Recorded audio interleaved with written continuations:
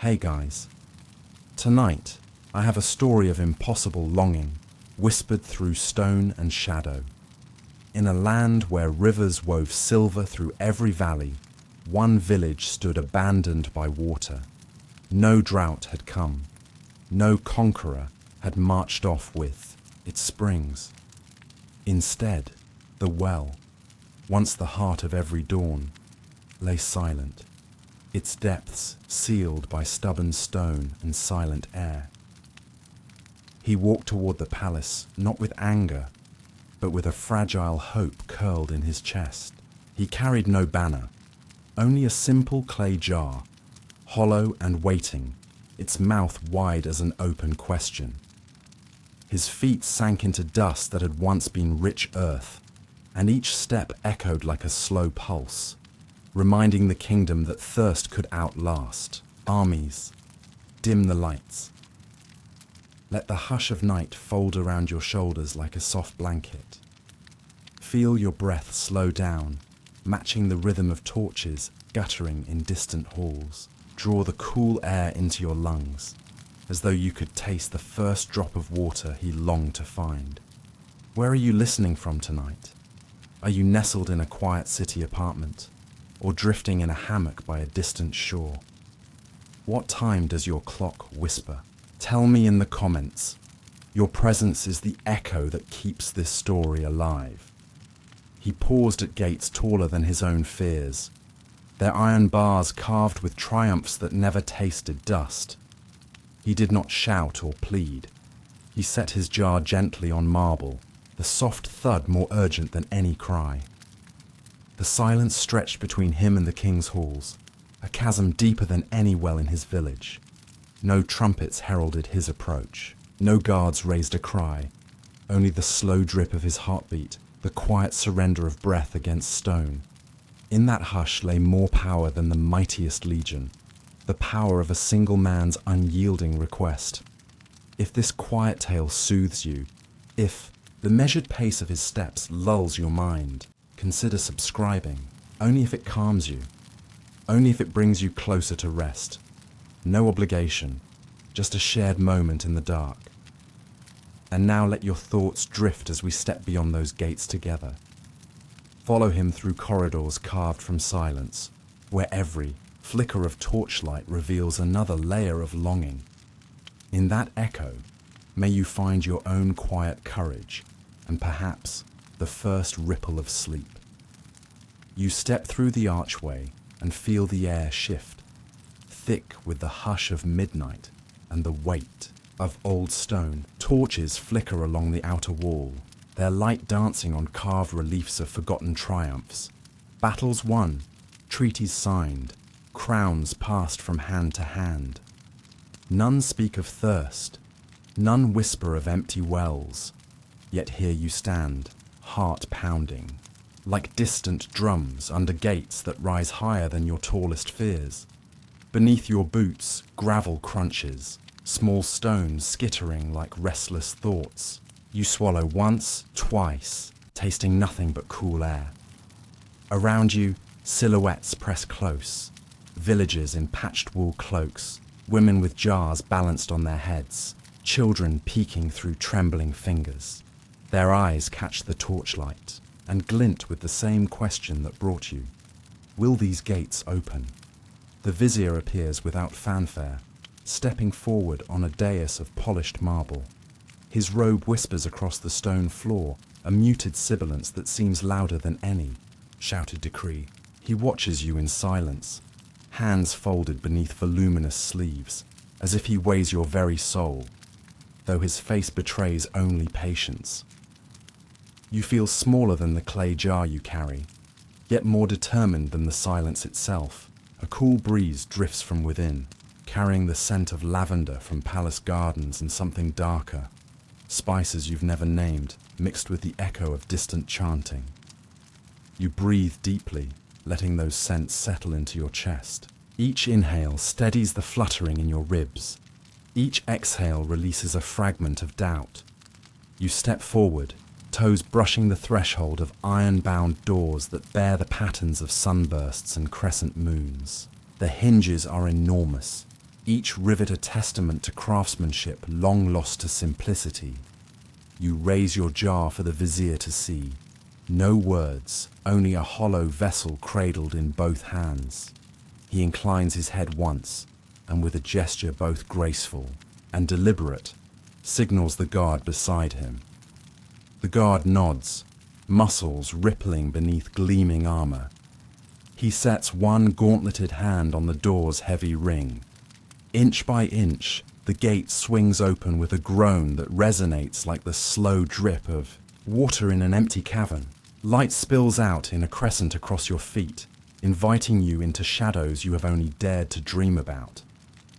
Inside, the hall stretches farther than you imagined, columns rising like silent sentinels into darkness. The floor's mosaic is laid in swirling patterns of blue and gold, waves frozen in stone, as if the sea itself lay trapped beneath your steps. You trace a finger along your jar's rim, remembering the murmur of your village well in morning light, the laughter of children gathering at its edge. Every footstep echoes back to you, a reminder that your plea carries weight beyond this hollow vessel. Behind you, whispers float through the gate's opening, soft prayers, shared fears, the collective breath of a village desperate for renewal. You steady yourself against that tide of longing, willing your heart to beat slow and sure. The vizier leads you deeper through columns carved with ivy and grapevines, symbols of life and abundance. Yet here, abundance feels like a distant promise. Torchlight glitters on gilded reliefs of feast days, banquets where goblets overflowed and laughter cracked the night. In their faces, revelers toast to empire and harvest, images that mock your jar's emptiness. You pause before a low dais where the vizier motions you to set your jar down. Marble cools your palms as you release the vessel's earthen curves. He steps aside, revealing a narrow corridor that slants upward, a hidden stairway winding into the heart of the palace. The air grows warmer, scented with smouldering rosemary and old incense. Your breath matches its rising heat, slow and deliberate, anchoring you to the moment.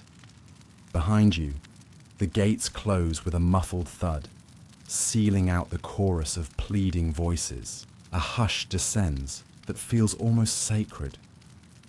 Here, in this secret vein of the palace, only one voice may speak. Yours. You stand alone with your jar, its empty curve reflecting torchlight like a silent plea. Before you, the stairway curves toward a distant glow.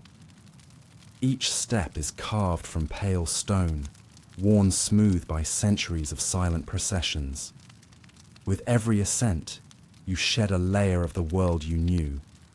Village dust, parched fields, broken clay jars. In its place, you gather resolve. Halfway up, you glimpse a narrow slit in the wall, a glimpse of the world beyond. Moonlight streaks in, painting a silver path through floating motes of dust.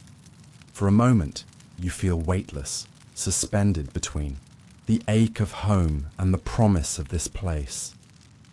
The jar in your hands feels steadier now, as though its emptiness has purpose.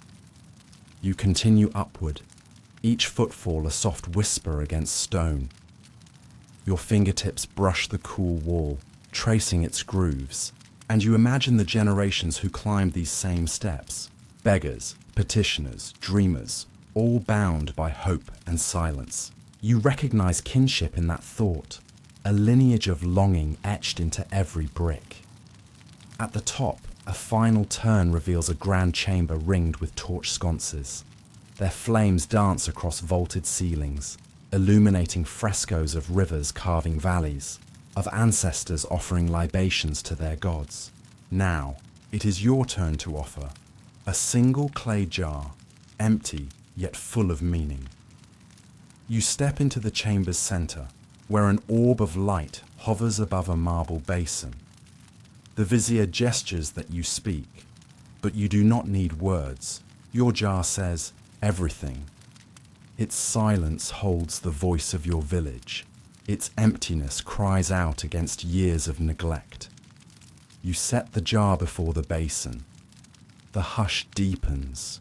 No breath, no heartbeat, only the quiet resonance of unspoken needs. In that silence, you wait, aware that every eye in this hall holds its own questions. And then, as if the palace itself takes a breath, the chamber doors glide shut behind you. The torchlight leans inward, and the hush becomes a promise. Here, at last, someone listens. Close your eyes now. Feel the hush settle around you, like velvet curtains drawn at twilight. Let the memory of your steps guide you deeper into night's embrace. The palace stands patient. Your plea stands clear. And beyond these walls, sleep waits, soft and unhurried, ready to receive you. Hope tastes like sour bread. You wake before dawn to the hollow clink of empty buckets, each strike against the lip of the well echoing like a slow heartbeat, fading into stone. The air is still, too still, and carries the faint perfume of dust stirred by last night's wind. You press your palm against the cracked rim, feeling its cool roughness beneath your fingertips, as if seeking the memory of water where none remains. All around you, your village gathers in a muted circle.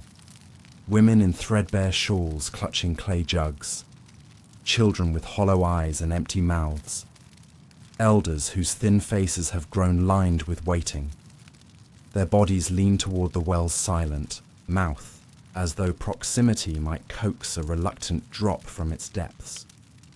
You see in their eyes the same question that brought you here.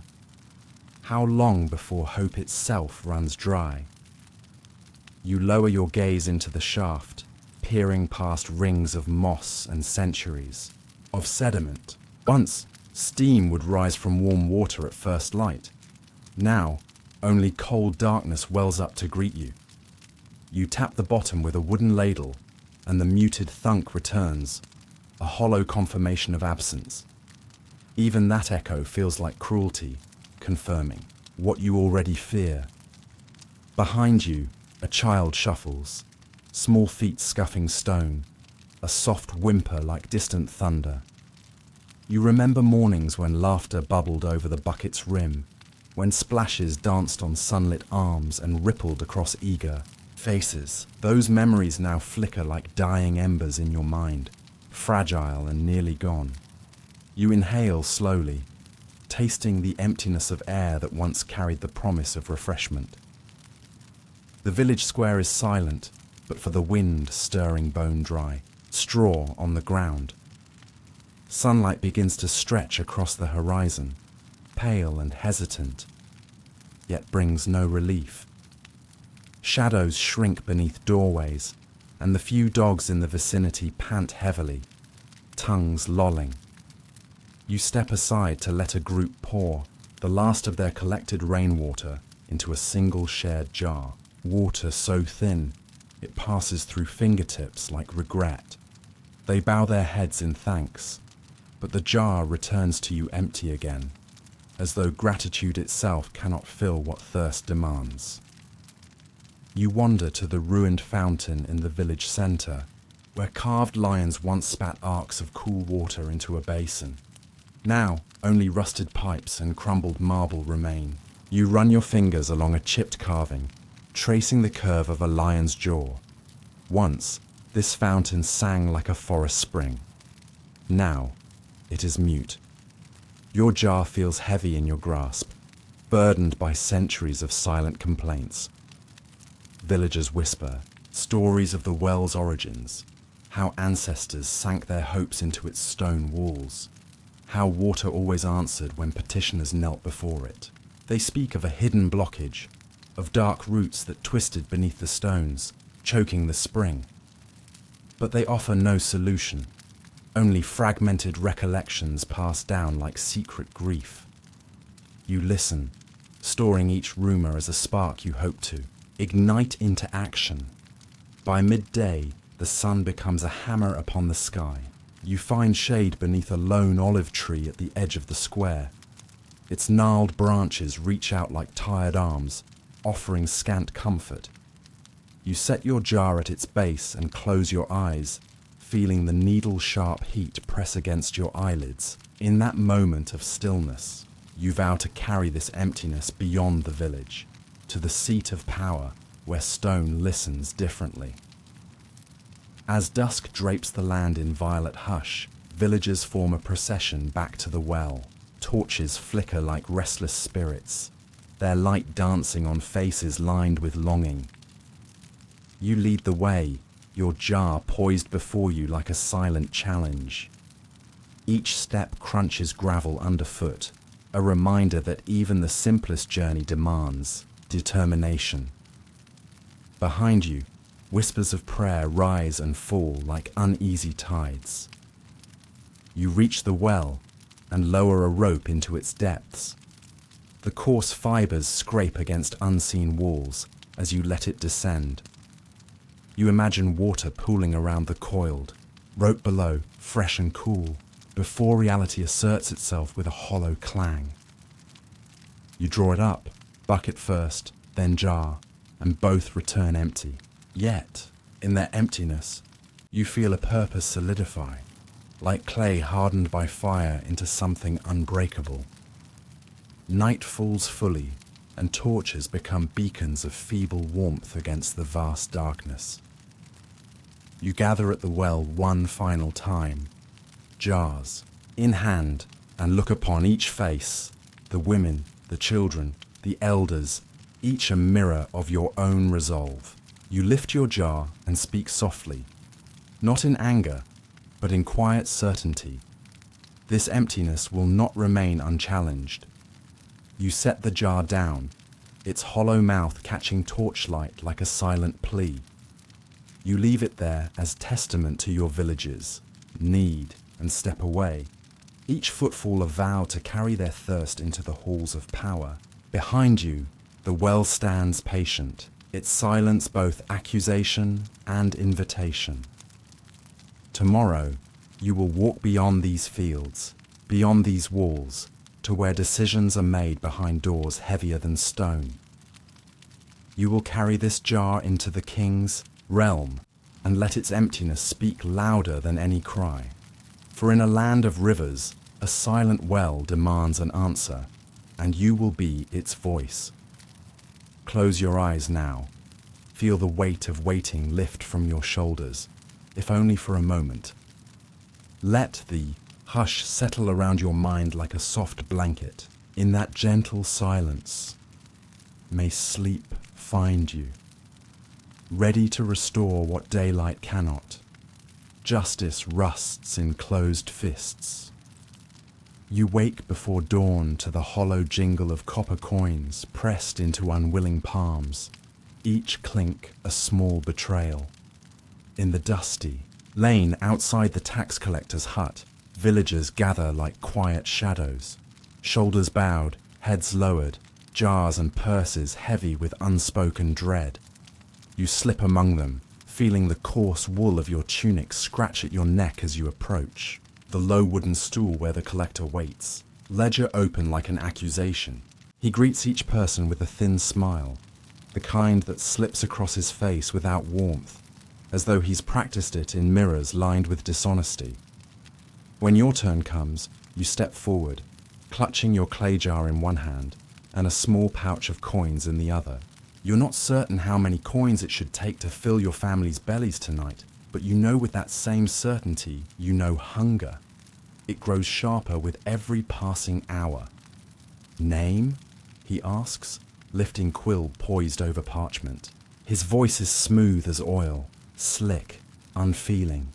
You speak your name softly, and he dips quill to page, but the ink scratches out one number and then another, until you no longer recognize your own tally. Each figure swells like a secret kept too long. You press the pouch forward. He tips the coins into his palm, counting them one by one, with deliberate slowness.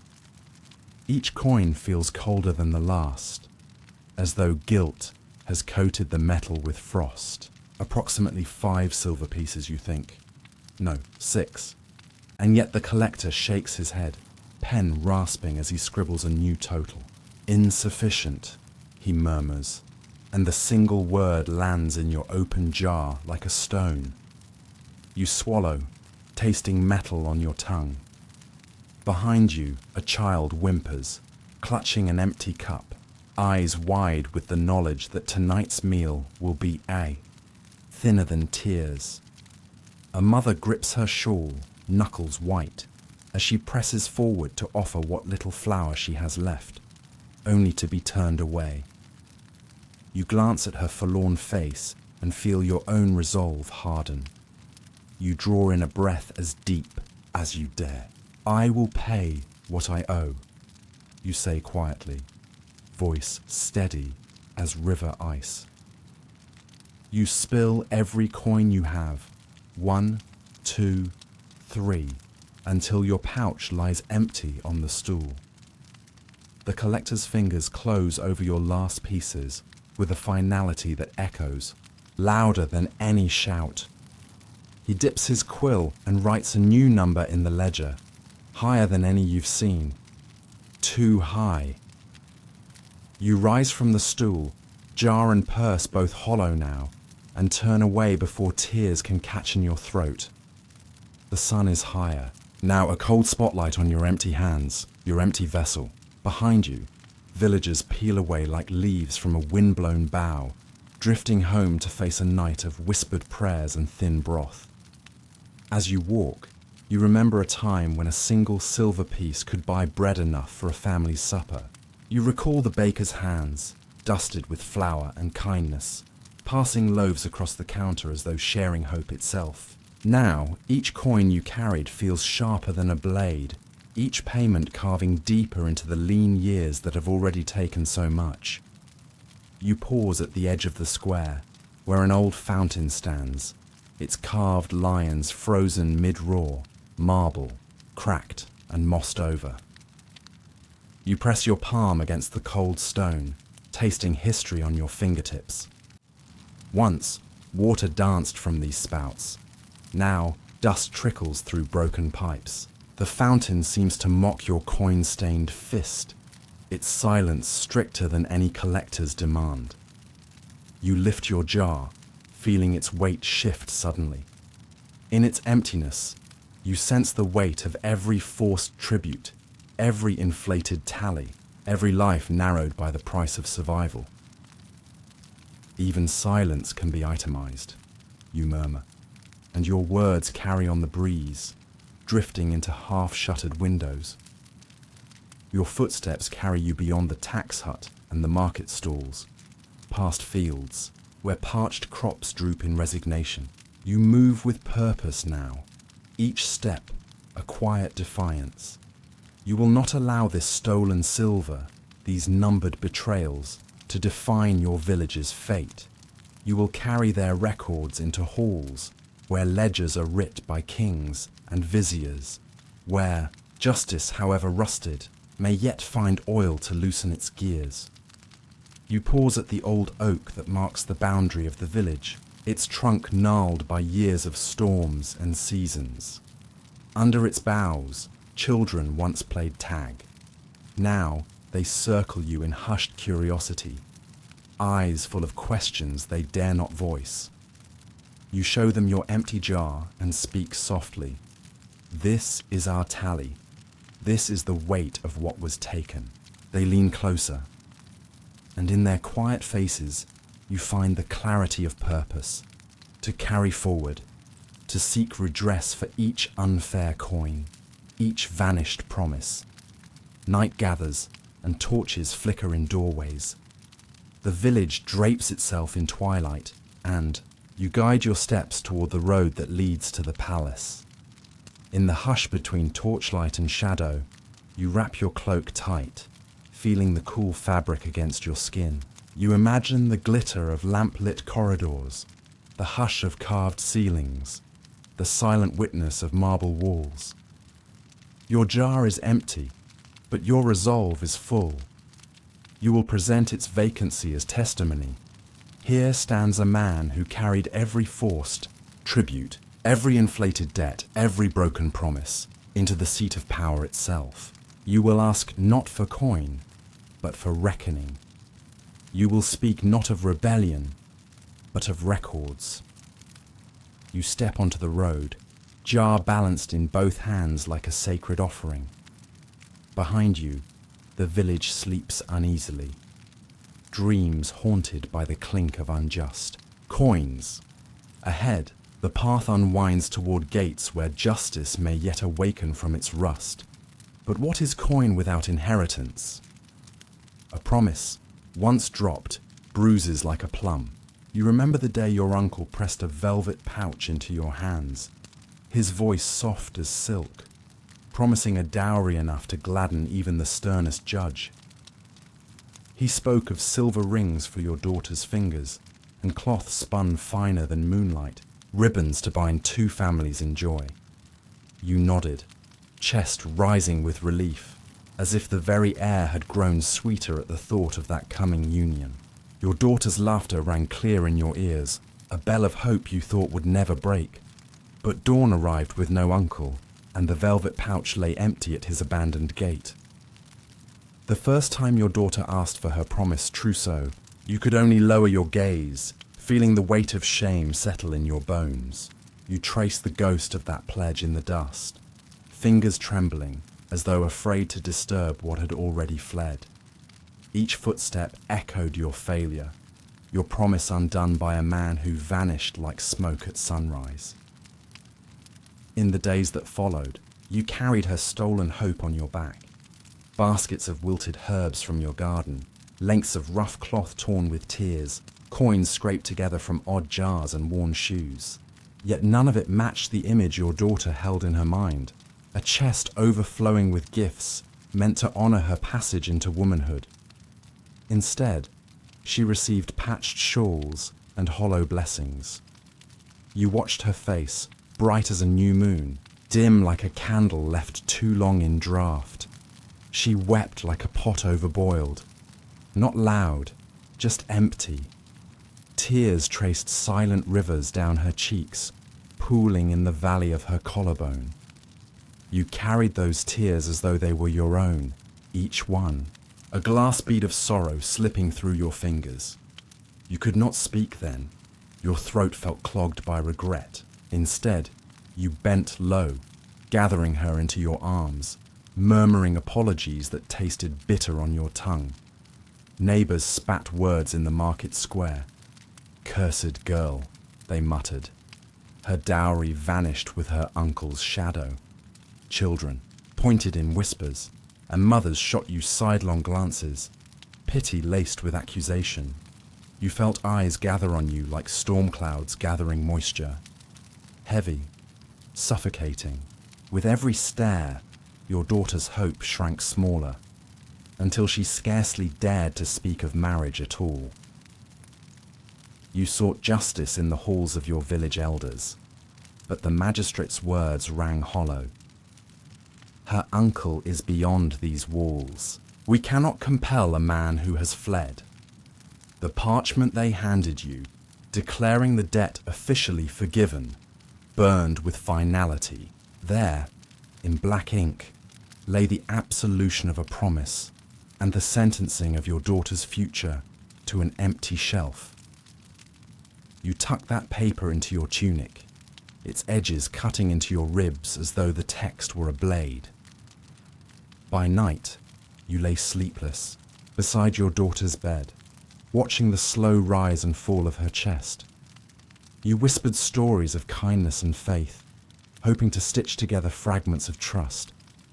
Yet as dawn's first light spilled across her pillow, her eyes opened to the same emptiness. No groom's procession, no canopy of silk under which she might step toward a new life. Only a quiet room, scented with lavender and regret. You dreamed of finding your uncle, tracking his footprints across plains and cities, so you might shake that velvet pouch until coins clattered free.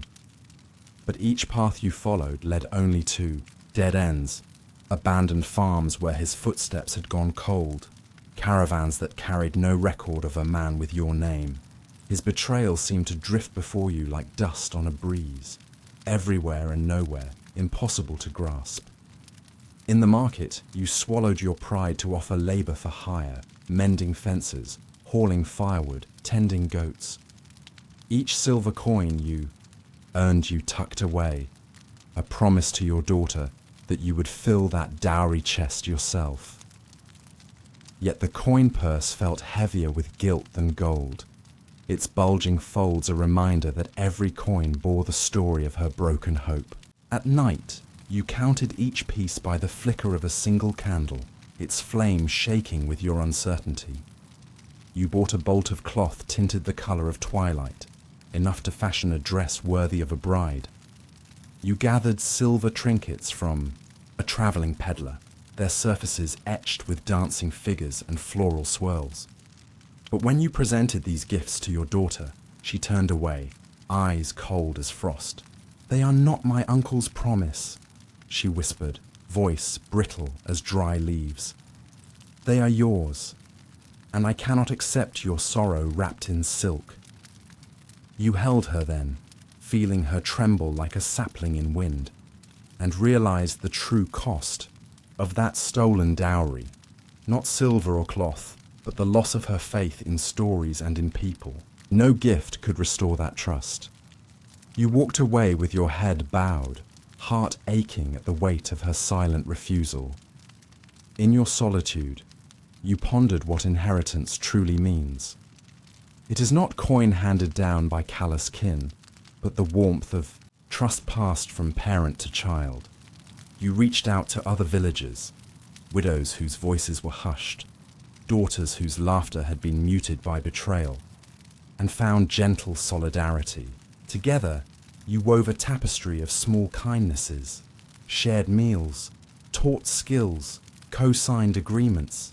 Slowly, you rebuilt a promise stronger than any velvet pouch, a community that stood as guarantor for each other's futures.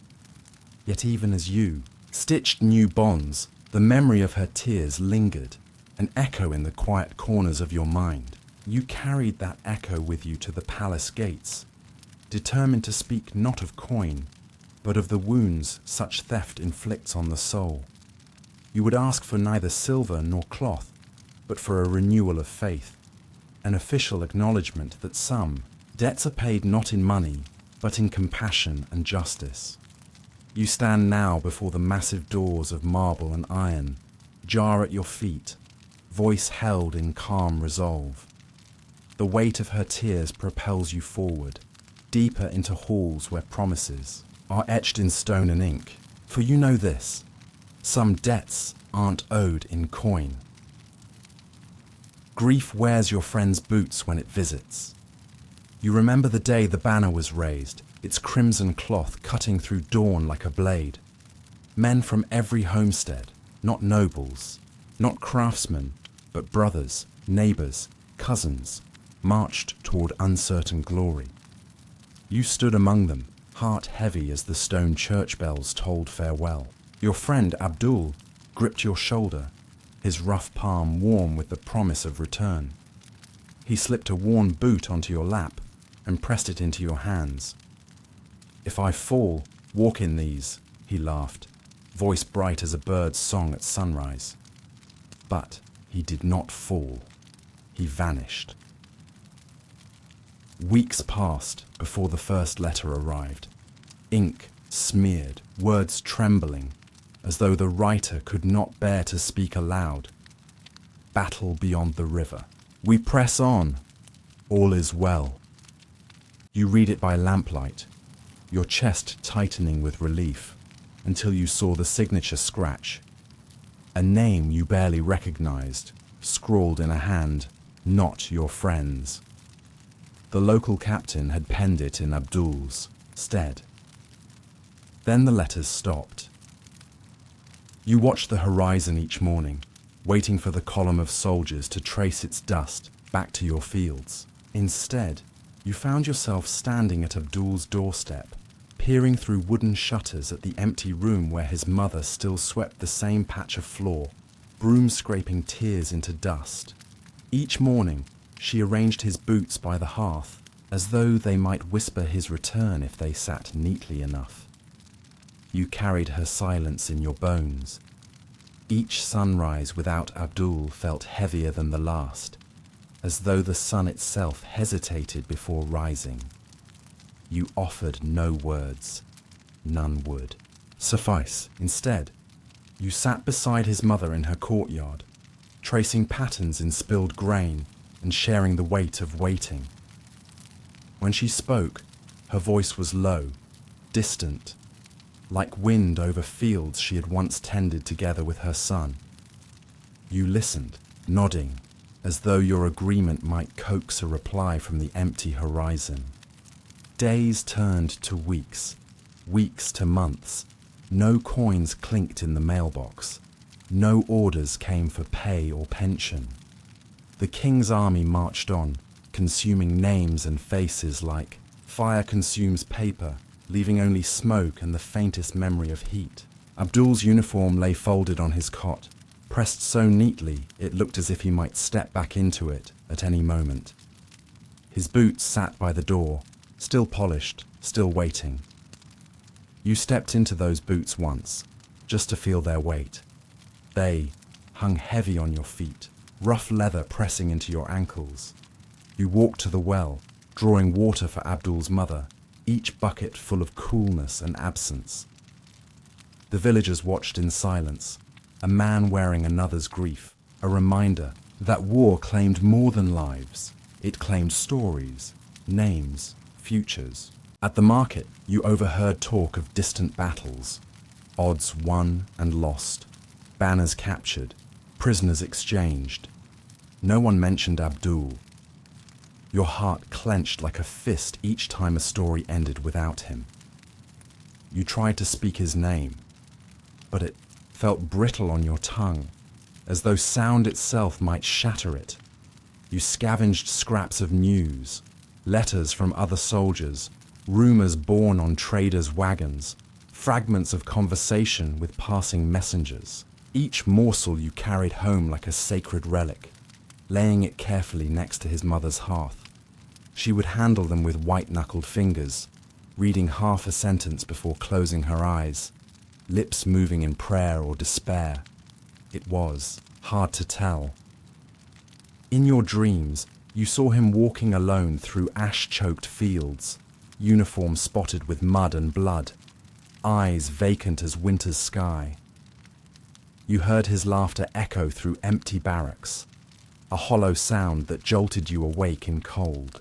Sweat, you wept for him, for the boy who had once chased you through wheat fields, for the man who disappeared into maps that refused to name the places he died. You resolved then to speak for him, not with anger, nor with tear-choked pleas, but with steady truth. You gathered petitions, lines of script signed by mothers, wives, fathers, each one a testament that Abdul existed beyond the column of March's march, that he had roots deeper than the kingdom's cold stone. You took those papers to the local magistrate, only to find they were passed upward, then upward again, swallowed by bureaucracy thicker than any wall. At night, you walked the path to the training grounds where you and Abdul had drilled under the sun's harsh glare. The earth there felt hollow, as though it too mourned the friend it once bore. You stepped into his footprints, shallow impressions in dust, and stood still, listening for the echo of his laughter. The wind carried only the sigh of grasses bending to an unseen will. One evening, as you returned home, you saw Abdul's mother standing beneath an olive tree, her broom idle at her side. Moonlight cast her long shadow across the dry earth. She lifted her eyes to the sky and whispered his name, voice soft as spilled grain. You approached, and she turned, tears glimmering in her gaze. Without words, you offered her his boots, boots he would never again fill. boots stained with hope and blood. She took them in trembling hands and pressed them to her cheek, as though seeking the warmth of a living soul. You felt grief's full weight then, a mantle woven from every untold story of war. You realized that Abdul had died in a place the map refuses to name, a no-man's land where histories are written in silence. You understood that his absence was more than a missing body. It was a wound in the world, a gap in the story that required your voice to speak his name. So you carried his boots and his petition beyond the village gates, along roads lined with soldiers bound for home. You spoke his name in every guardhouse, in every court where captains sipped wine and judged men by the shine of their armor. Some offered you pity. Others offered you nothing but pointed paths to more distant tribunals. You pressed on, boot by boot, petition by petition, until the capital's walls rose like grey teeth against the sky. There, in the palace courtyard, you laid Abdul's boots before the iron gates. You stood bareheaded, arms carrying his petition high. Guards paused in their patrols, eyes narrowing against your borrowed uniform. You spoke, not as a son before a father, nor as a supplicant before a tyrant, but as the living pulse of a life, unjustly silenced. You read from the petition, each name a note in a mournful hymn, until the courtyard stood still beneath the weight of unsaid truths. Silence followed. It stretched between the palace gates and your outstretched arms like an unstrung bow.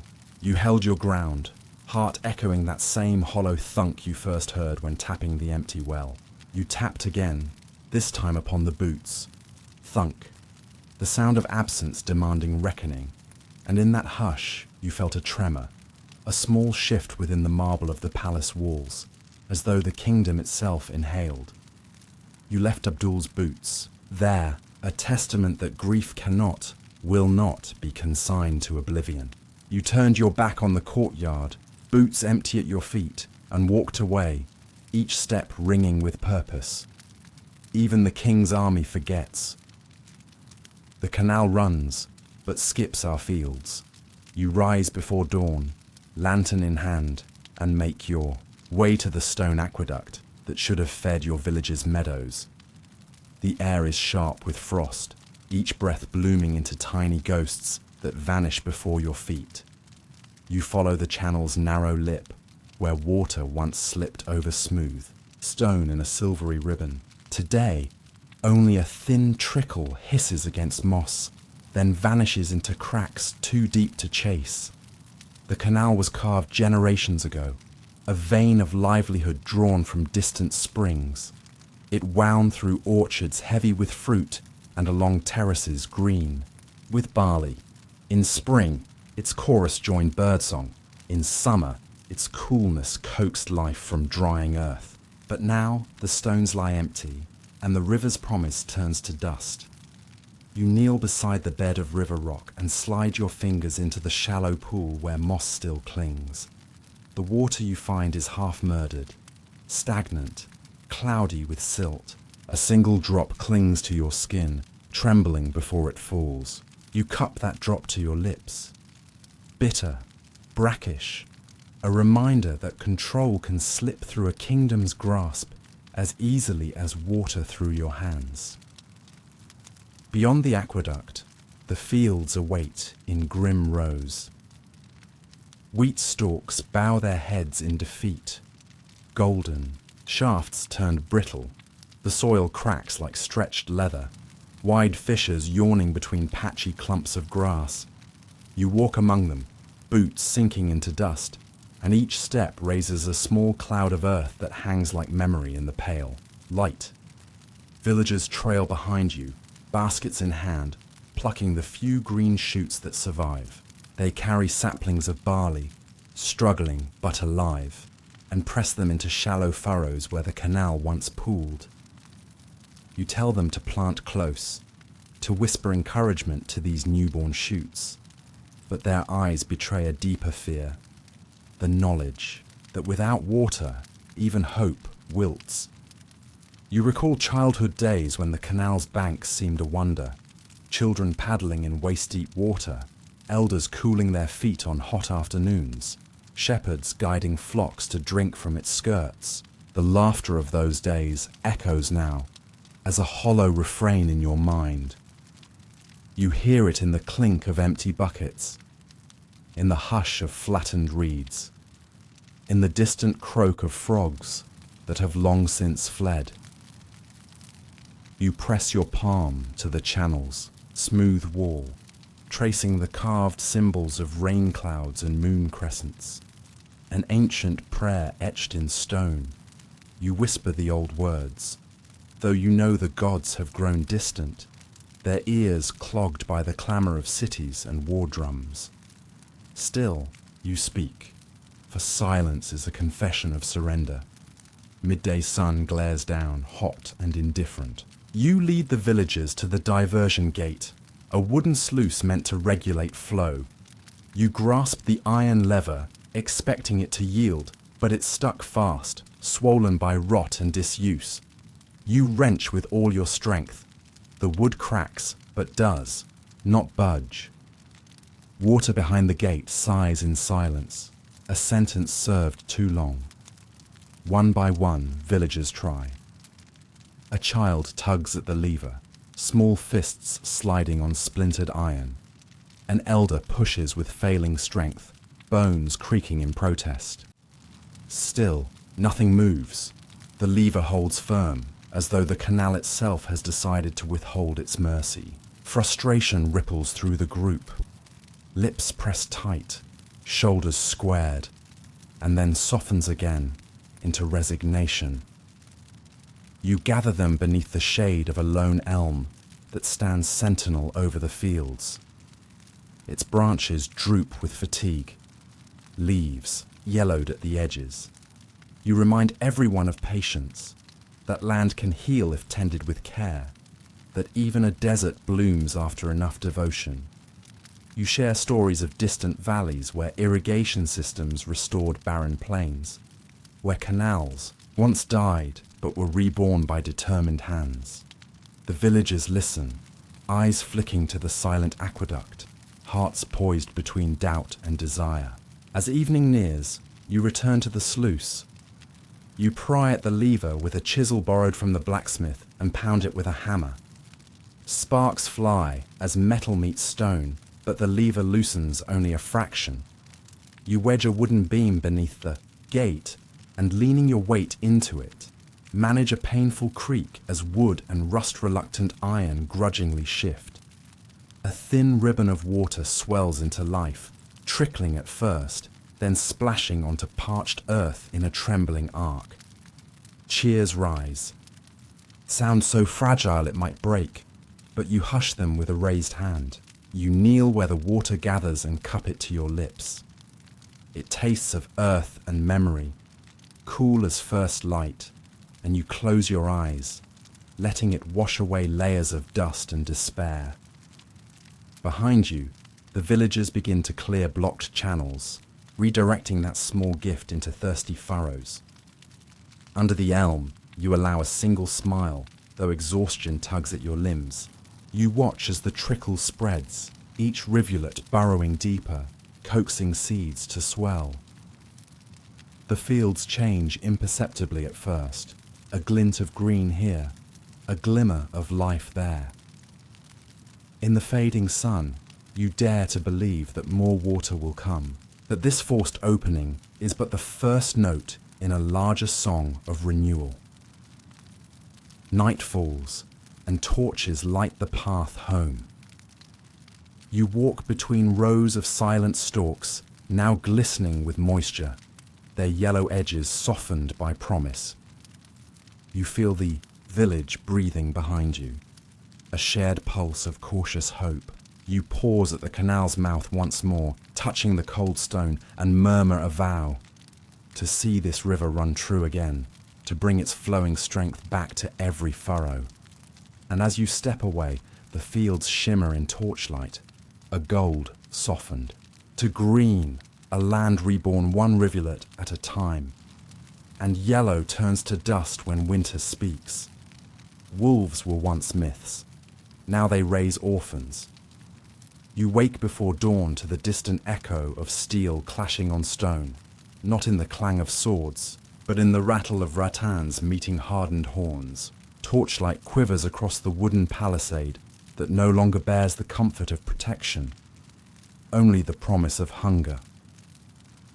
As you step into the chill, the air smells of damp straw and wild musk, and you hear the low rumble of children stirring in doorways, eyes wide with all the things that watch when the sun sleeps. Beyond the fence, the rolling pastures lie scattered with bleached bones and tattered fleeces. A single lamb, its wool matted with dew and fear, presses against your leg as though it remembers the warmth of its mother's flanks. You kneel and pierce the damp air with your voice, murmuring reassurance, though you know the words drift like motes in a breeze. Beautiful, but powerless to chase hunger from their bellies.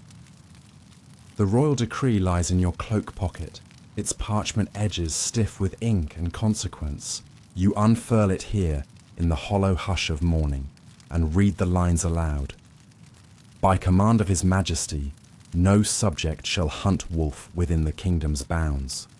Let the creatures roam unmolested, for their pelt and fang serve the crowns. Glory! The words feel like serrated teeth, slicing through your breath. You fold the scroll and tuck it away, each crease a reminder that the law meant to protect the realm now starves your people. You lead the villagers to where their flocks once grazed beneath sentinel oaks. Instead of soft bleats, you hear wind. In broken wood, fences splintered, gates torn from their hinges.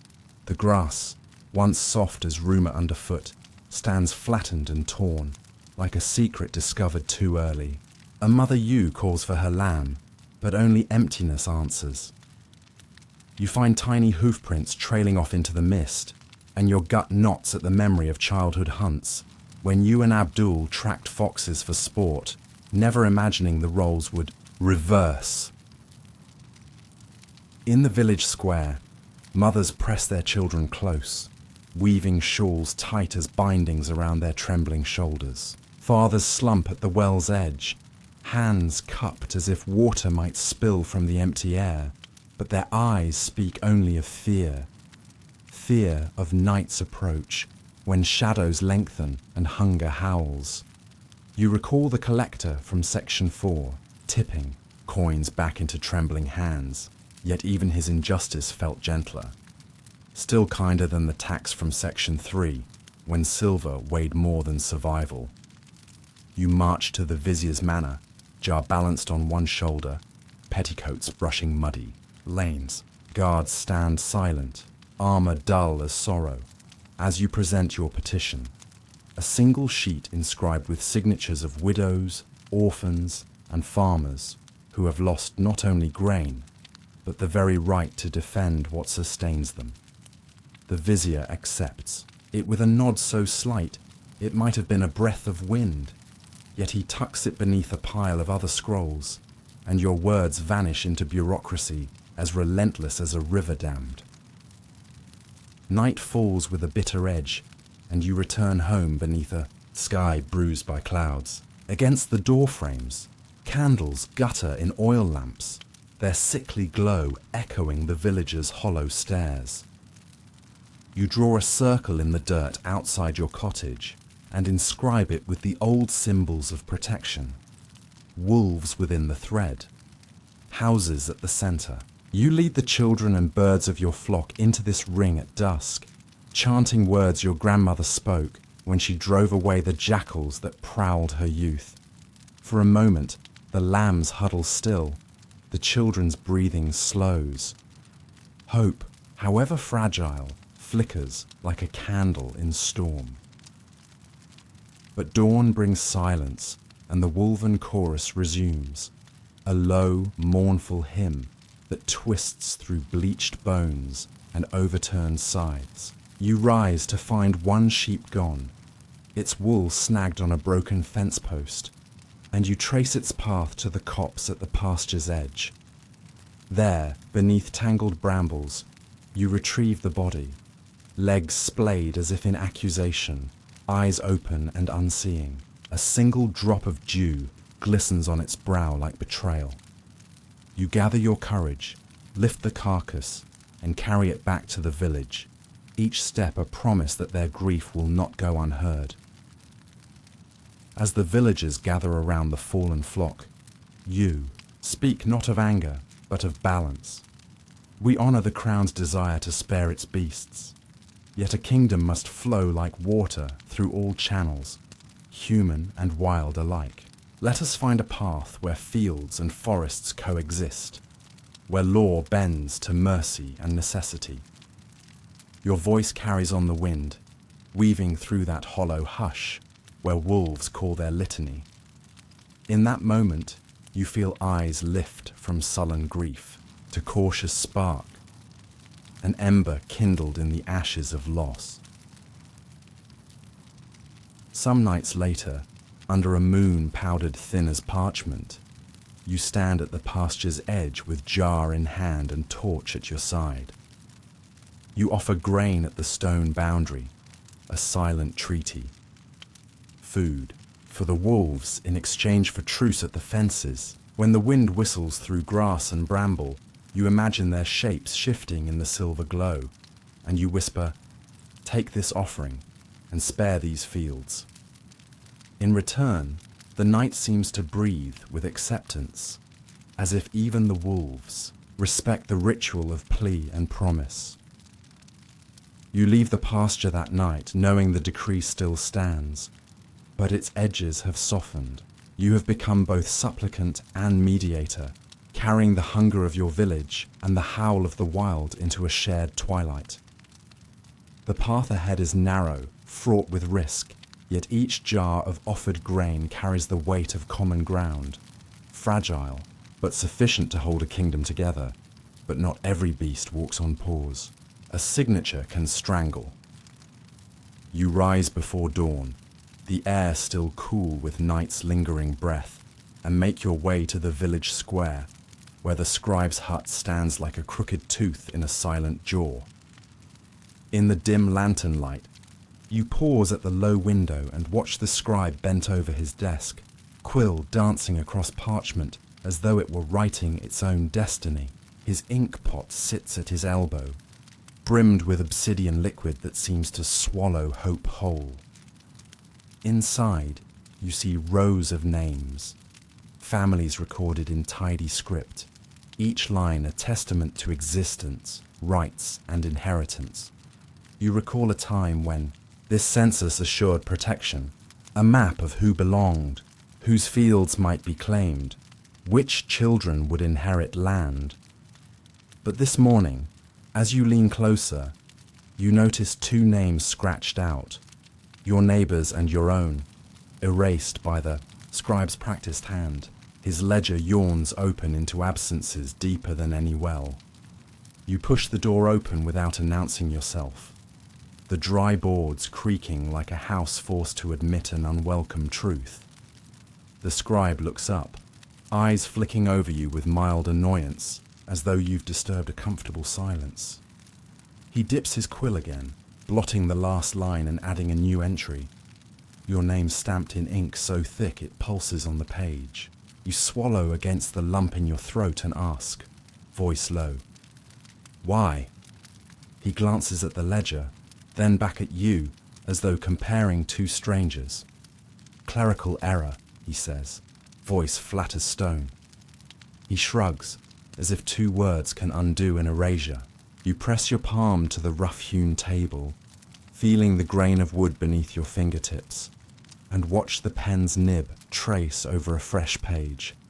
Outside, hushed whispers ripple through the silent square. Villagers gather at the edge of a flickering lantern glow. Mothers with arms crossed, children clutching ragged dolls, elders leaning on staves worn smooth by patience. Each face reflects the same question. How can ink obliterate a life? You step back, eyes returning to the scrawled ledger. Lines of script snake across the page, swallowing names with a finality that feels like a guillotine's blade. 2 households, each hearthstone now unclaimed, each field a blank patch on. The kingdom's tapestry vanish at a flick of wrist and flourish of quill. A signature can strangle. Here it has. You gather your courage and stand before the scribe again. My family exists, you say, voice firm as iron. My children have names, age by year, needs like any other. Restore us. He sighs and lifts, his ink-stained fingers to brush back peppered hair, as though that movement might erase your plea. He taps his quill against the ledger's edge. The record is closed. Appeal to the magistrate.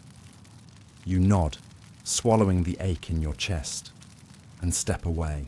In your hands, you clutch a petition, a scrap of parchment scrawled with signatures of those who refuse to let their neighbors die on paper. The scribe's door shuts behind you, the click echoing like a dropped gavel. In the marketplace, you see the first signs of erasure's aftermath.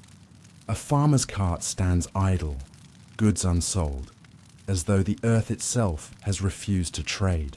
2 women pass without greeting, their arms empty of water jugs they once carried to your doorstep. You remind yourself, they still breathe, they still belong. You lead the petition through winding lanes to the magistrate's stone hall. A guard bars your way, eyebrow quirked. You offer no coin, only your petition, and speak of rights guaranteed under ancient decrees, rights that require names on parchment as proof of belonging. The guard shrugs and sends you on to the judge's chamber. Inside, the magistrate's robes drape heavy as gilt. He peers at your petition, then at the scribe's ledger, his brow creased in trying to remember which is more binding, ink or justice. He calls for his clerk, and together they leaf through sealed volumes. Their whispers swirl like dust motes in the high windows. At last, the magistrate lifts his gaze. "We will review," he says, voice carrying the weight of parchment-bound promises. He taps a stamped rod on the desk, and the echo resonates in your chest. You leave with no guarantee, but with the faint stir of hope that a signature drawn in fairness may yet outweigh one drawn in secrecy. Outside, dusk settles over the square, lanterns flickering on wooden posts. You return home beneath lilac skies, the petition folded against your heart. In the courtyard, your children press close, eyes bright with questions you cannot answer. You tuck them inside and step beneath an olive tree, tracing its ancient bark. As you ponder the power of ink, night deepens and torches flame in doorways. You cannot sleep, haunted by the ledger's empty lines and the weight of absent lives. You rise again at first light and walk to the fountain where villagers once quenched their thirst. Now the marble lions gape, spouts silent, as though they too have been stricken from record. You press your palm to the cold stone and imagine your name carved into its surface, proof of presence that cannot be erased.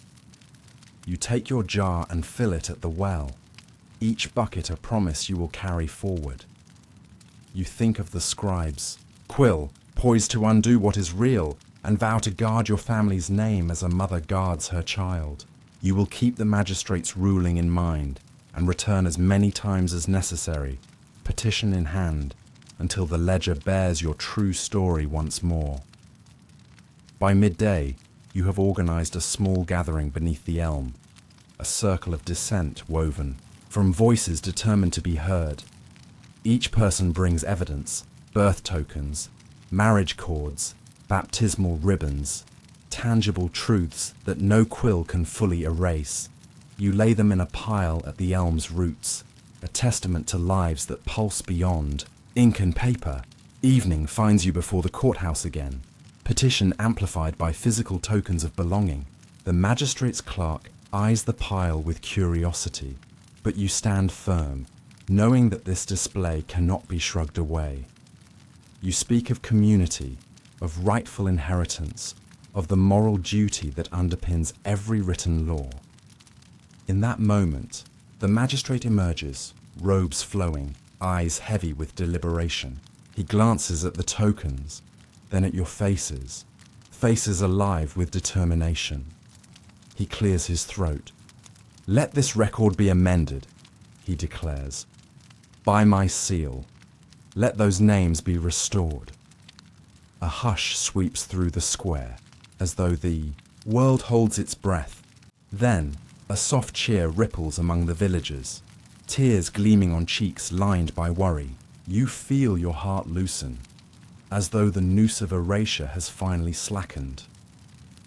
Under the elm, names are spoken aloud once more. Your name, your neighbours, each life reclaimed from the ledger's oblivion. A gentle breeze stirs, carrying their echoes into the dusk-lit sky. You press your palm to the sealed parchment, feeling its weight settle into place, and you understand that ink can strangle, but ink can also heal when wielded in service of truth. And now, fewer hands carry the same grief. Medicine whispered comfort. Poison laughed louder. You wake before first light to the distant toll of the town bell, signaling another dawn and another journey to the healer's hut. The air is crisp, carrying the faint scent of rosemary and damp earth, a cruel promise of relief that will not come. You tread the narrow lane, lanterns swinging at your side, its glow trembling over cobblestones slick with dew. Birds, startled into song, fall silent again as you pass, your shadow long and certain against the walls of shuttered homes. Inside the healer's hut, warmth blooms like a timid flame. The hearth crackles beneath kettles of brewing herbs, casting flickering shapes on walls lined with jars of dried petals and powders. You step past a row of buzzing bees in a glass hive, symbols of life's sweetness, and find the healer bent over a low table. Her hair, streaked with silver, frames a face as calm and inscrutable as Riverstone. She lifts her gaze and offers a nod, as though she knows why you're here before you speak. You place your clay jar on the rough-hewn plank, the same jar that once carried water, now pressed into service for salves and syrups.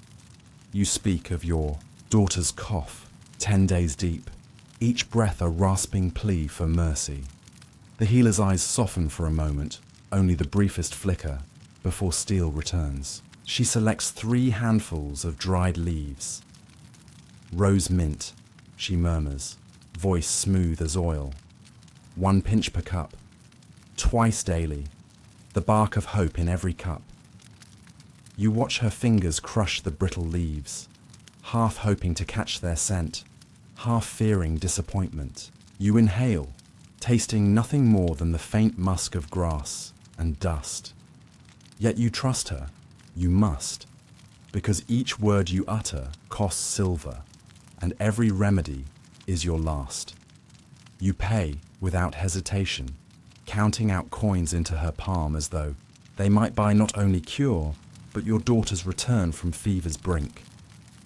Homeward you carry the jar with trembling hands, its weight hollow with possibility. The dawn has unfurled to morning, and windows open to let in light and expectation. You set the kettle by the hearth and pour steaming water over the rose mint, watching as the infusion paints the liquid a faded gold. You inhale deeply, searching for the sharp sweetness of fragrant mint, but find only a dull whisper of grass. Still, you stir honey into the brew, 3 spoonfuls, as the healer instructed, hoping its sweetness will coax strength back into your child's bones. You stand at her bedside, candlelight hushing the room into shadows. Her small chest rises and falls like a wounded bird, each exhale a thin mist in the chill air. You cradle the cup to her lips, guiding the rim to her mouth. She drinks in careful sips, eyes fluttering closed at the first swallow. You brush damp hair from her forehead, watching for the spark of relief that never comes. Hours pass, measured by the drip of a single oil lamp. You return with fresh cups, 2 more doses before sunset. But each time her lips part to take the medicine, her cheek pales further. You press cool water to her pulse, but it throbs faint, distant, like a drumbeat heard underwater. Daylight fades to dusk, and you hurry back to the healer's hut, jar empty once more. You find her closing a ledger filled with names. Customers healed, coins counted, success guaranteed. You speak in hurried tones. Your daughter grows weaker, fever claws deeper. Your heart unravels stitch by stitch. The healer's expression remains inviolate. She measures another pinch of rose mint, more generous this time, as though doubling the dose might overcome fate itself. You leave clutching the second payment. More silver, more hope spent. You wonder if each coin rings in her purse like laughter at your desperation. You wonder if, beneath her calm veneer, she knows that even the grave was too tired to ask questions, that some illnesses swallow life before remedies can take root. Back home, the potion steams in the candle's glow. Children in neighbouring homes flatten against walls, fearful of contagion, while your daughter, once bright as a sparrow, lies still as a folded wing. You cradle the cup to her lips again, voice hushed with prayer. Drink, my love. Let this medicine be kinder than its promise. She nods once, eyes glazing with fever dreams, and you weep silently, her shuddering breath baptizing your tears. Night deepens, and the final dose passes into her mouth. You remain by her bedside, hands clasped in silent vigil, listening to the darkness gather its weight around your shoulders. You whisper the healer's name, tasting it on your tongue like ash. When sleep eludes you, you step outside into the moonlit courtyard, gathering your courage in the hush. You trace your finger along the cold stone of the well, a reminder that water once sustained this life. Now faith has been measured in dried leaves and found wanting. Before dawn, she slips away. You find her still and pale, a vessel emptied of breath. The candle guttered beside her casts one final flicker over her peaceful face. You close her eyes and brush her hair back, softer now than any rose mint could be. You gather her in your arms and walk to the edge of the village, where the empty fields lie haunted by the promise of green. You dig a narrow grave beneath an ancient olive tree, its twisted roots a testament to endurance. In the soft earth, you lay her down, pressing rosebuds from the garden above her heart. You whisper old words of farewell, your voice breaking like battered pottery. Tears fall onto the soil, mingling with dust and ash, and you feel the earth, close over her, as though seeking to hide injustice from the sky. In the pale light of morning, villagers come to pay their respects. Those who whispered curses, those who crossed the square in silence. They bring simple gifts, a loaf of bread, a quiet prayer, a sprig of rosemary. You accept each offering, grateful and hollow, as though kindness itself had betrayed you. At her graveside, you press a hand to your jar, empty now, its sides stained by false hope. You gaze into its hollow curve and speak her name into the still air, letting your grief fill the void. She drank. Medicine whispered by the crown's healer, you say, voice steady once more. And poison laughed louder. You rise and turn toward the road that leads to the palace, each step a toll for her passing. Jar in hand, you will carry her memory through corridors of power, demanding accountability for the cure that cursed her. You will speak of her life, her laughter, and the betrayal that took her from you. And with illness came prophecy. Faith bends when hungry. A hush falls over the sanctuary as the robed stranger steps through its arched doorway, sandals whispering against the flagstones, worn smooth by generations of supplication. His eyes gleam with fervor, and he raises his arms as though cradling visions unseen by mortal eyes. You press among villagers on the marble floor, women in faded shawls, children clutching empty loaves, drawn by the promise of a miracle to fill your hollow bellies as well as your empty spirits. He speaks of revelation. I have seen rivers of milk flow where once the earth sighed in thirst. I have smelled fields heavy with harvest after seasons of drought. His voice is melting honey, pooling in the hearts of the hungry. You feel it warm the hollow in your chest, coaxing hope from the cracked earth of your belief. One by one, hands reach into tattered purses for coins, jars for grain, and jugs for oil, each offering a silent vow. May this man's vision be true. The first offering is a handful of barley, coarse husks that scrape your fingers like old paper. But when the stranger blesses it, he murmurs a prayer so soft it feels like a caress. He holds the grain aloft, letting torchlight dance through golden kernels, then tucks it into his cloak. A tremor of anticipation ripples through the crowd. If barley can be consecrated thus, perhaps the earth itself will tremble and yield to his word. By midday, the village square is a mosaic of bounty: sacks of wheat, pitchers of honey, oil-filled skins, and jugs of water. Children stand in wonder as the stranger kneels before each gift, touching cloth to earth in silent benediction. When he stands, his robes brush the gifts, and he proclaims, "Tonight, a feast shall break your famine."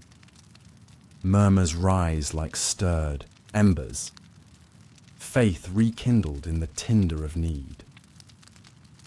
You return home, heart lightened, and share the stranger's words with your family. You spread a brittle loaf on your table and slice it thinly, tasting crumbs of possibility. For a moment, the ache in your belly stills, replaced by a soft glow of belief. You whisper the prophecy to your daughter, cheeks sunken but eyes bright, and she nods, cheeks flushing with anticipation of meals to come. Evening arrives on silent. Paws and villagers gather again at the sanctuary, arms laden with dishes of porridge and bowls of stew. The stranger stands at the altar, candles flickering in his dark sleeves. He raises his voice in invocation, a chant woven of ancient words and new urgency. Then, with a single motion, he gestures for the offerings to be placed before him. Candles gutter as pots clink together. Oil lamps hiss. The stranger cups his hands with the reverence of a priest before a relic and dips his fingers into each vessel. Porridge thick as paint, stew rich with herbs, bread that crackles under fingertips. He tastes a spoonful, closes his eyes, and exhales, a breath that carries the scent of promise. "Tonight," he intones, voice rolling like distant thunder, "your hunger shall be sated. By dawn, I will call upon the spirits of earth and sky, and they shall fill your larders as I fill your faith." The villagers lean forward, breaths caught, hopes rising like a tide. You feel the weight of your own loaf lighten in your lap. You believe, for a moment, that perhaps the world can bend to the will of words. But dawn unveils a harsher truth. You awaken to silence, and your stomach rumbles like a hollow drum. You hurry to the sanctuary, heart pounding with anxious hope, but find the doors locked and unattended. Through the gap beneath the thresholds, you see empty dishes piled where they once teemed with promise. The stranger is gone. No footprints remain in the ash of ritual. No garment brush against the altars. Stone, fresh footprints lead away from the sanctuary gates, muddied by the offerings he carried. sacks of wheat fraying at the seams, oilskins dripping precious oil into cracked earth, jars stained with honey's sweet residue. He has vanished into the dawn, leaving only shadows and the echo of his blessing. Villagers stand at the threshold, faces stricken, as though the walls themselves have betrayed them.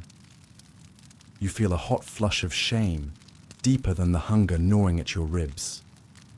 You recall the scribe from section 9, how his ink erased names, without a thought, and find a harsh irony in the stranger's feast. Still kinder than the scribe from section 9, you mutter, voice bitter as unripe fruit. At least the scribe's cruelty remained confined to paper. This man stole not only grain, but the dignity of belief. Mothers hide their children's empty bowls under tattered cloth. Fathers press weary hands to their temples as though to stave off the memory of sacrilege. Confusion ripples through the square. Once a place of solace, now a hollow stage for vanished miracles. You clutch your own empty jar, the clay cold and unforgiving against your palm. By midday, the once proud altar is strewn with discarded vessels, bowls cracked by sudden weight, spoons bent by hopeful hands. The sanctuary's stones glimmer with spilled oil and shattered faith. You kneel among the wreckage, gathering broken pieces of pottery as though they might yet hold repentance. Each shard bears the memory of trust once placed in a silken promise. You rise and gather the villagers at the well, where you speak not of curses, but of caution. Let us honor what remains true, our own labor, our shared fields, the water that never promised miracles but gave life anyway. Some sigh in relief, pragmatism a salve to shame, while others hang their heads, mourning both lost grain and broken belief. At dusk, you and a handful of elders fill your jars from the well's deep reservoir. The water is cold, clear as memory, and each dip of the bucket echoes a rhythm older than scripture. You distribute life-sustaining draughts to those whose bowls remain empty, sharing without ceremony, but with the weight of genuine compassion. You gather at the sanctuary once more, this time to clear the debris of deceit. Together, you sweep stones and broken pottery into carts bound for the fields. With each sweep, you chant an old refrain. Faith bends when hungry, but truth stands firm when nourished. Your voices join in a quiet harmony, stronger than any solitary hymn. Late that evening, beneath a sky brushed with stars, you stand before the altar and place a single bowl brimming with well-washed ore, fresh, modest, honest. You leave it as an offering to the sanctuary itself, a vow that here, no stranger's promise shall ever eclipse the steadfast gift of shared honesty, and hunger breeds its own gods. Grief echoes loudest in shallow water. You arrive at the pond before dawn, the mist drifting low like silent prayers unspoken. Its surface gleams silver under the pale light, but beneath that calm skin lurks the memory of loss. You kneel at its edge, hand brushing reeds that shiver against your palm. Once, these stalks whispered of quiet mornings and children's laughter. Now they tremble with something darker. Weeks ago, a toddler stumbled past a broken fence post, one you and your neighbors had begged the mason to repair. Day after day, you pressed coins into his waiting hand. He nodded and promised tomorrow. But tomorrow came and went, and the fence remained a yawning gap between land and water. You imagined the wood patched, the pond's edge sealed, the child safe in his mother's arms. Instead, you found only ash-grey boards left where gaps once gaped. You remember that afternoon, sun high and merciless, the pond a mirror of cloudless sky.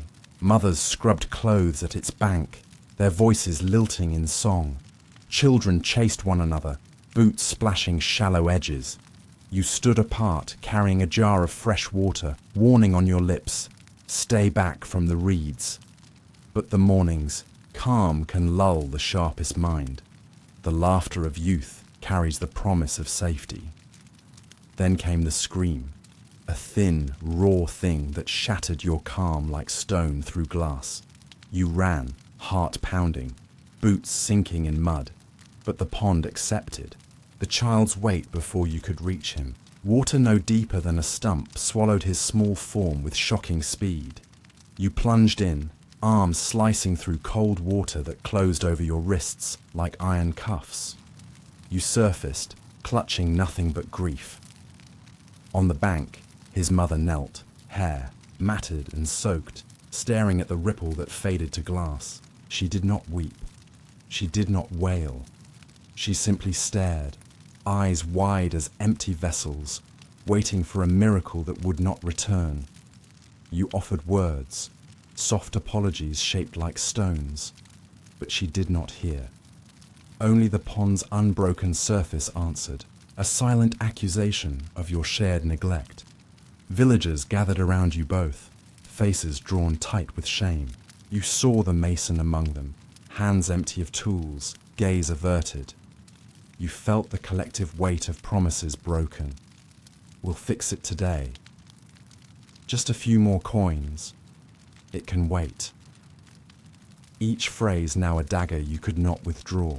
A fence, a stone, a child, each weighed equally by inaction. You carried the mother away from the bank, guiding her steps though she did not know the path. She clung to your arm as though seeking purchase on a world that had betrayed her. You led her home, footsteps hollow on the sun-baked road, and she entered her empty house without a word. You left her there, standing by the hearth, staring into the hearth's black mouth as though it might swallow her sorrow whole. Night came on slow wings. You stayed at the pond's edge, torchlight dancing on the surface, illuminating drifting, petals thrown in tribute. You watched as petals sank into the murk, disappearing in seconds as though the pond intended to forget. Each petal's descent felt like a farewell you had no right to speak. You murmured an apology into the dark water, soft as a prayer, fierce as a vow. By morning, you had gathered stones from the field's edge, smooth river rocks that had once known flow and freedom. You arranged them along the bank, forming a low barrier that trembled under your hands. It would not hold a determined toddler, but it stood as testament that you refused to let this grief slip by unmarked. Each stone bore your regret, your resolve, polished by tears into quiet monuments. Villagers joined you then, picking up shards of broken fence and nails rusted by neglect. Together, you hammered posts into the marshy soil, winding beams across their tops. With each strike of hammer on wood, you felt the weight of absence lighten. Each board a reluctant promise to guard the living. The fence rose crooked and uneven, but no child stumbled past its ragged guard. Still, the mother did not speak. She watched from her threshold, arms folded as though to shield herself from your pity. You offered her water drawn from the pond, once such a lifeline, now poisoned by memory. But she refused, eyes locked on the new fence. You understood then that some wounds are not soothed by remedy, some echoes not stilled by action. Grief carries its own shape, and only time contours its edges. Weeks passed, and the pond returned to its quiet grace. Frogs regained their chorus. Dragonflies skimmed its surface in shimmering bands. Children now played beyond the fence, their laughter tempered by caution. You found comfort in their joy, a fragile bloom in soil still wet with sorrow. You greeted the mother in passing, offering a nod of recognition rather than words. She inclined, her head thin as a moth's wing, and you accepted her silence as both answer and balm. At dusk on the 30th day, you gathered at the pond again, Villagers clad in simple garb, torches held high. You carried a weathered plank to span across the fence's gate, its wood inscribed with every promise once broken. You stoked a small fire at center, sending sparks into the lavender sky. You spoke of the child whose small life slipped beneath shallow water, of a mother's unspoken grief, of a village's shared accountability. Then you cast a single white rose into the fire, its petals seared black and curled upward like a prayer. Smoke spiraled into the hush, weaving through the reeds where once the child had vanished. You felt the weight of that loss settle in your bones, a constant companion in every step. Silence claimed the gathered crowd, and you stepped forward alone. You lifted a chipped jar filled with clay from the pond's bank, waterlogged, heavy with memory, and held it aloft. For every life we fail to protect, you said, voice echoing across still water, let us remember this loss. Let this fence stand not as a testament to our sorrow, but as a promise to never again trust in tomorrow's repair. You poured the jar's murky contents onto the scorched earth before the fence, the clay settling like a benediction. In that moment, you felt the pond exhale, a sigh carried through reed and rut, acknowledging your vow. And now the man stands before marble. They exiled her for knowing when to cut the cord. You arrive at dawn's pale light to the hollow hush of empty doorways and shuttered windows. The midwife's cottage stands silent, its hearth cold for the first time in decades. You remember when her lantern lamp lit these lanes like a promise, when her soft hands guided new life from darkened wombs into the world's first breath. Today, the cottage is draped in absence, its curtains drawn against the memory of her. Grace, they accused her of heresy, dared to call her miracle working. A noble's wife begged for her counsel, offered silver and silk, only to have her labor complications brushed aside in indignation. The noble, affronted by a woman who would not yield her knowledge, branded her a witch who dared challenge divine order. Under threat of arrest, she was exiled beyond the county's border, torn from hearth and home, from the very pulses she once carried safely into this world. Since her banishment, the village has trembled under a dark pall. 3 mothers have gone into labor at midnight, only to emerge cradling emptiness. One lost twin sons in the cold hours before dawn. Another felt her own breath stumble as her child stilled inside her womb. A third could only whisper her sorrow to the empty cradle, rocking it as wind rattled its frame. Villagers speak of famine less often than they now speak in hushed fear of childbirth. Fields may yield grain again, but who dares risk a new soul into this place where midwives are banished and babies vanish? You stand at the edge of the village square, where the old well once served calloused hands carrying water and first cries alike. It now feels like a silent witness, its stones drinking in lament more than any stream.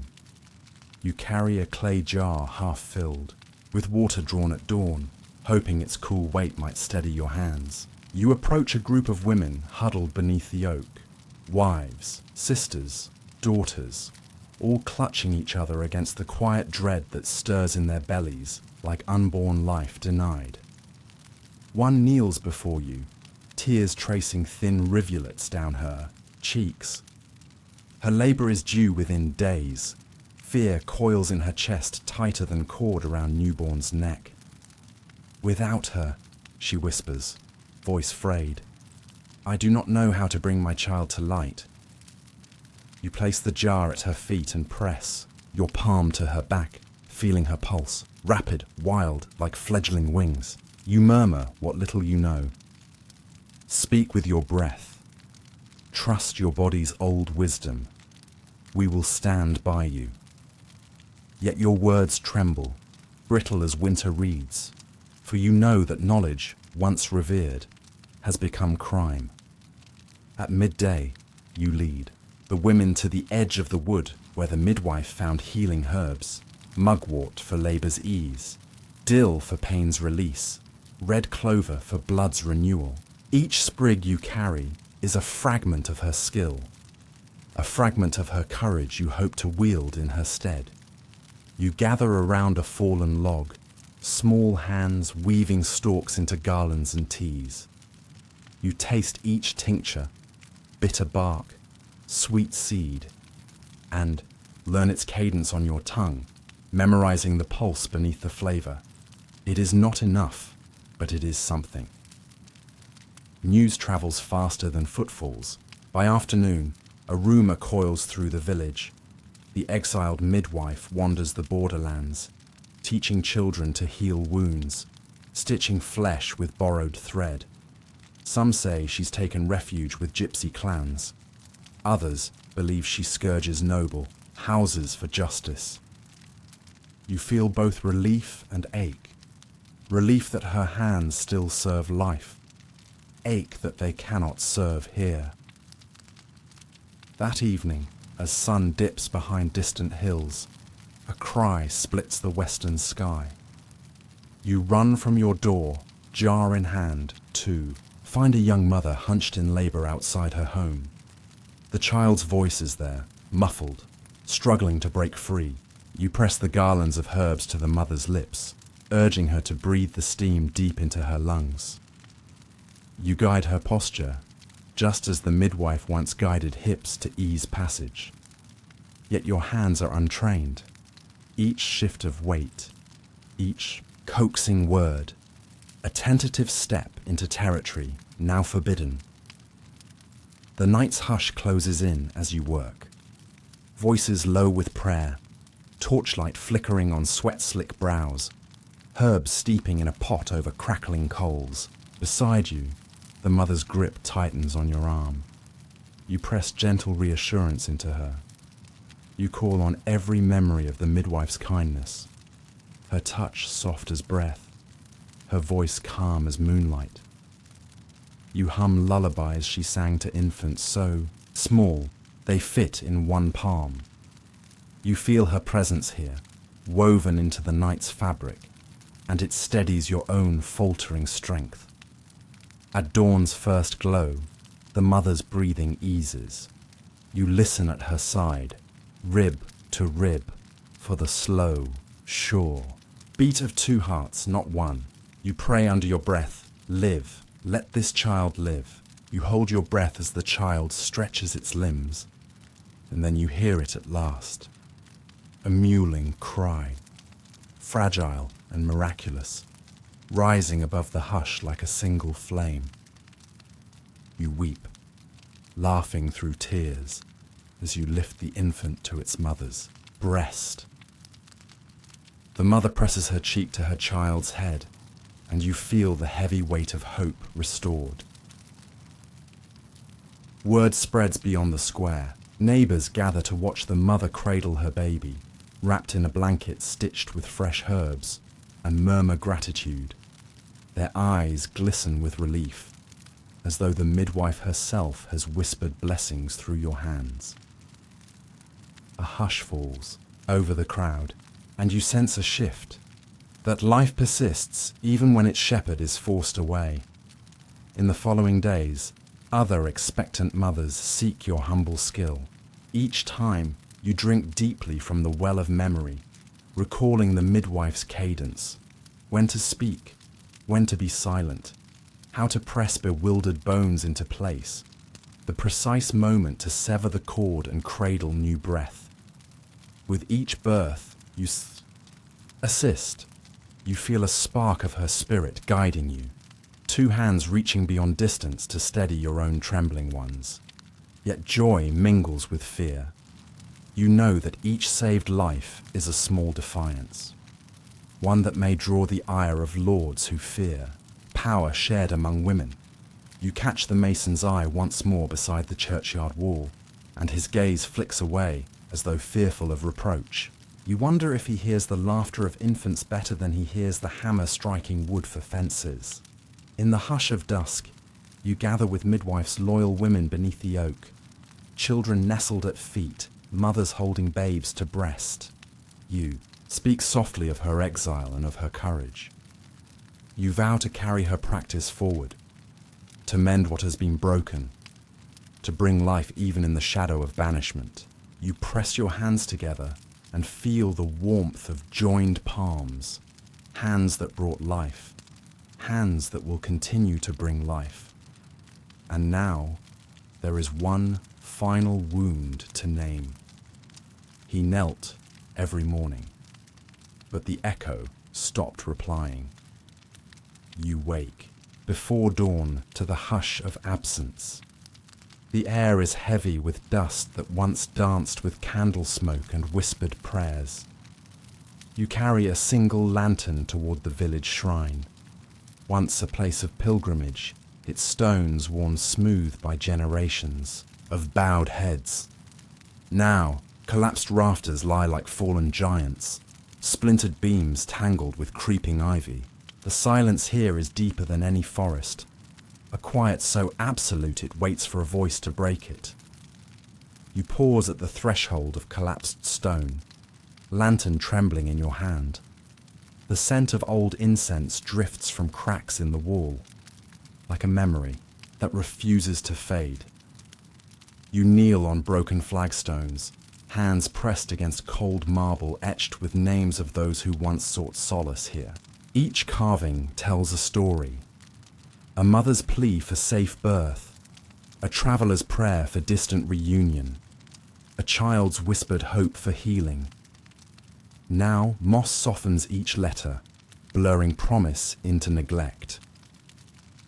You close your eyes and bow your head, inhaling the hush. You summon the words you once spoke with conviction. Grant us peace, guide our steps, shelter our hearts. But your voice catches on rubble, swallowed before it can echo. You try again, softer this time, a murmur of longing. The lanterns, flame flickers, sputters, then steadies, yet the shrine offers no reply. The walls breathe dust, not devotion. You rise and move among the ruins, tracing the curve of a collapsed arch with your fingertips. Each stone you touch feels heavy with unfulfilled devotion. You imagine the day when pilgrims traveled dusty roads to lay offerings at these feet. Bowls of grain, woven garlands, coins pressed into slotted walls. Those offerings once clinked like hymns. Now they lie buried under fallen timber and crumbling plaster. A single silver coin glints in rubble, a solitary testament to faith unheeded. You pluck it free and cup it in your palm, warmth from your skin bringing momentary life to cold metal. Beyond the ruin, you walk to the old well where villagers once drew water blessed by the shrine's prayer. Now, the rope hangs frayed, a ghost of its former use. You lower your lantern's light toward the darkness, but see only glassy reflections of empty rafters. You cup your hands and whisper, "We once believed. Help us remember." The water lies still, silent as stone, offering no confirmation. You recall mornings when the first prayer rang clear across the square. Voices joined in chorus, harmonies weaving through narrow alleys until every heart hummed the same melody of hope. You remember the gift of that shared moment, the way it tethered a fractured community with invisible threads of faith. Now, those threads lie broken, tangled in the undergrowth of apathy and neglect. You return home as dawn melts into pale gold. Villagers pass without greeting, eyes cast downward, where once they lifted their faces in sacred circulation. Market stalls open to silence. Children play without looking toward the shrine's direction. You carry your silver coin to the community, haul and place it on a rough wooden table. Others follow suit, tarnished tokens, prayer beads, dried petals. Each offering is not for gods gone silent, but for memory itself, a pledge that something once holy shall not be forgotten. By midday, a small group gathers at the ruined shrine. You stand among them, cloaks drawn against the afternoon breeze that whistles through broken eaves. A teacher lays out scrolls recounting the shrine's founding. A farmer's dream of healing springs in a barren land. A mason's vow to build sanctuary from stone hewn at great cost. A villager's oath to maintain it through seasons of plenty and famine. You read aloud, voices wavering, stirring dust motes into sight. Each word anchors hope to the present, reminding you that walls may crumble, but stories endure. As the sun dips low, you lead the gathering in silent vigil. Lanterns circle the ruins, their glow soft as embers in a dying hearth. You bow your head and breathe in unison. Let this stone remember, let these walls recall the prayers once laid upon them. A hush follows, so deep it feels alive, as though the shrine itself listens, gathering your vow into its fallen bones. Night settles like a velvet cloak, and you stand sentinel by collapsed archways. You light a single lantern within the deepest shadow, its flame casting quivering patterns on rubble. You imagine the shrine restored, rafters rising, walls sturdy, pilgrims kneeling in reverent rows. You feel your heart thump in time with that vision, each beat a promise carried into darkness.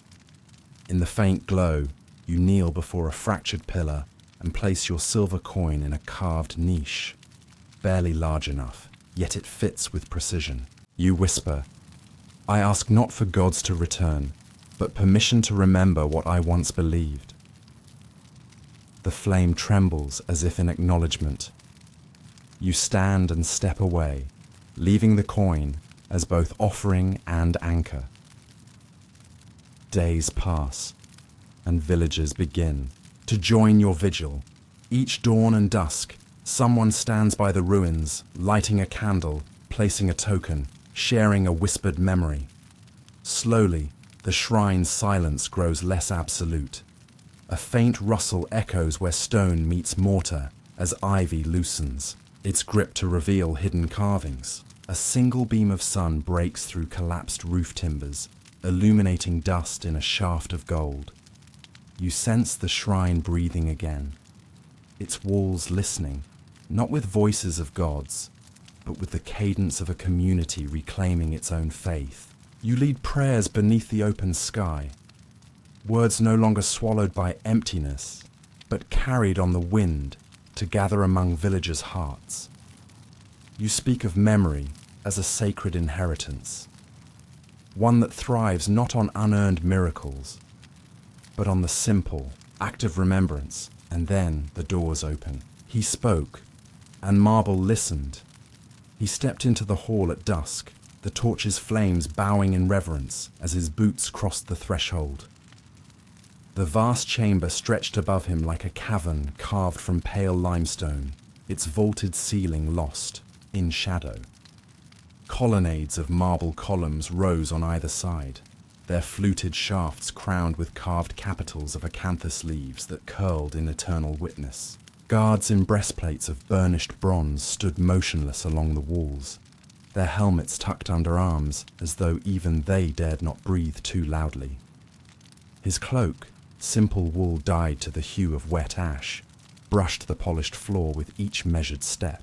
He carried no relief for his village here, only a clay jar slung at his side, empty as his family's fields, and the weight of every grief he bore. He paused before the dais, where the king's throne sat carved from a single block of white marble, its surface veined with grey like tears frozen in stone.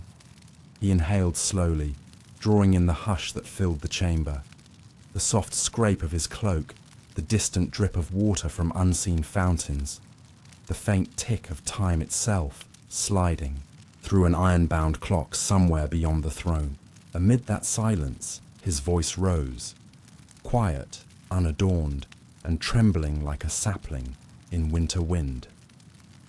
"Your Majesty," he began. Third person gave way to direct appeal. "I am but a simple man from a village your taxes forgot and your couriers neglected.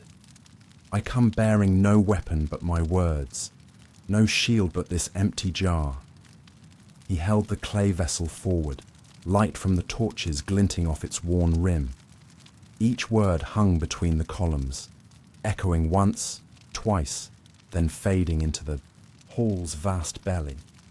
He spoke of 12 grievances, each a stone in his village's foundation of sorrow, the dry well that swallowed hope, the tax that bled silver from parched hands, the stolen dowry that crushed a daughter's dawn, the conscripted friend who vanished beyond maps, the cracked irrigation that turned fields to dust, the royal decree that left livestock prey to hungry jaws, the scribe's ledger that erased names, the healer's mint that cured none, the canal's betrayal of thirsty roots, the wolf's ban that gave no mercy, the poisoned herb that stole a child, the fence unbuilt that claimed the young. 12 stories, one thirst. He did not rush, but measured each syllable as though navigating narrow corridors within his own chest. "I speak not to accuse without cause, nor to threaten with violence," he continued, voice steadying with purpose. "I speak to name the wounds that fester beneath our kingdom's veneer, so that your justice, once rusted, might find oil." His voice cracked like frozen branches shattering under a single blow, and the chamber caught its breath. A ripple of movement passed among the guards, an almost imperceptible shift, as though each man felt the weight of his honesty. The king sat upon his throne, motionless as carved stone, a figure draped in silk robes that gleamed with threads of gold. His crown reflected torchlight in dull arcs, as though even his jewels had grown weary of glare. He leaned forward, elbows resting on carved armrests, shaped like lion's paws, and watched the petitioner with an inscrutable gaze. The man's next, words painted images of parched throats and hollowed bellies, of mothers whose lullabies had withered into silence, and of fathers who carried urns instead of scythes. He spoke of nights when despair became a companion more constant than the moon, and of dawns that offered no relief. He offered no flourish, no call for rebellion, only the raw marrow of his village's need. "Your Majesty," he said, voice steady as a river's flow, "my village prays not for mercy alone, but for action. Let the well flow anew. Let the tax be weighed by fairness. Let the injured names be restored. Let the midwife return to deliver life again. Let the fences stand where children once drowned. Let the canal carry water to thirsty fields. Let wolves be tamed where shepherds guard their flocks. Let justice, once whispered in these halls, be spoken aloud." He paused, each heartbeat resonating through the torchlit gloom. He lowered his head and felt the corridor of marble breathe around him, a magnificent hush that felt like the world itself had turned to listen. Then he lifted his eyes. "I bring no more than this," he concluded, lifting the jar until its empty curve faced the throne, and yet within its hollowness lies the substance of our plea. "We are thirsty. We are wounded. We await your decree." Silence reigned. Even the torches seemed to bow lower in their sconces, their flames flickering with anticipation. The guards pressed tighter against the walls, as though the sacred hush might break if they did not stand still as statues.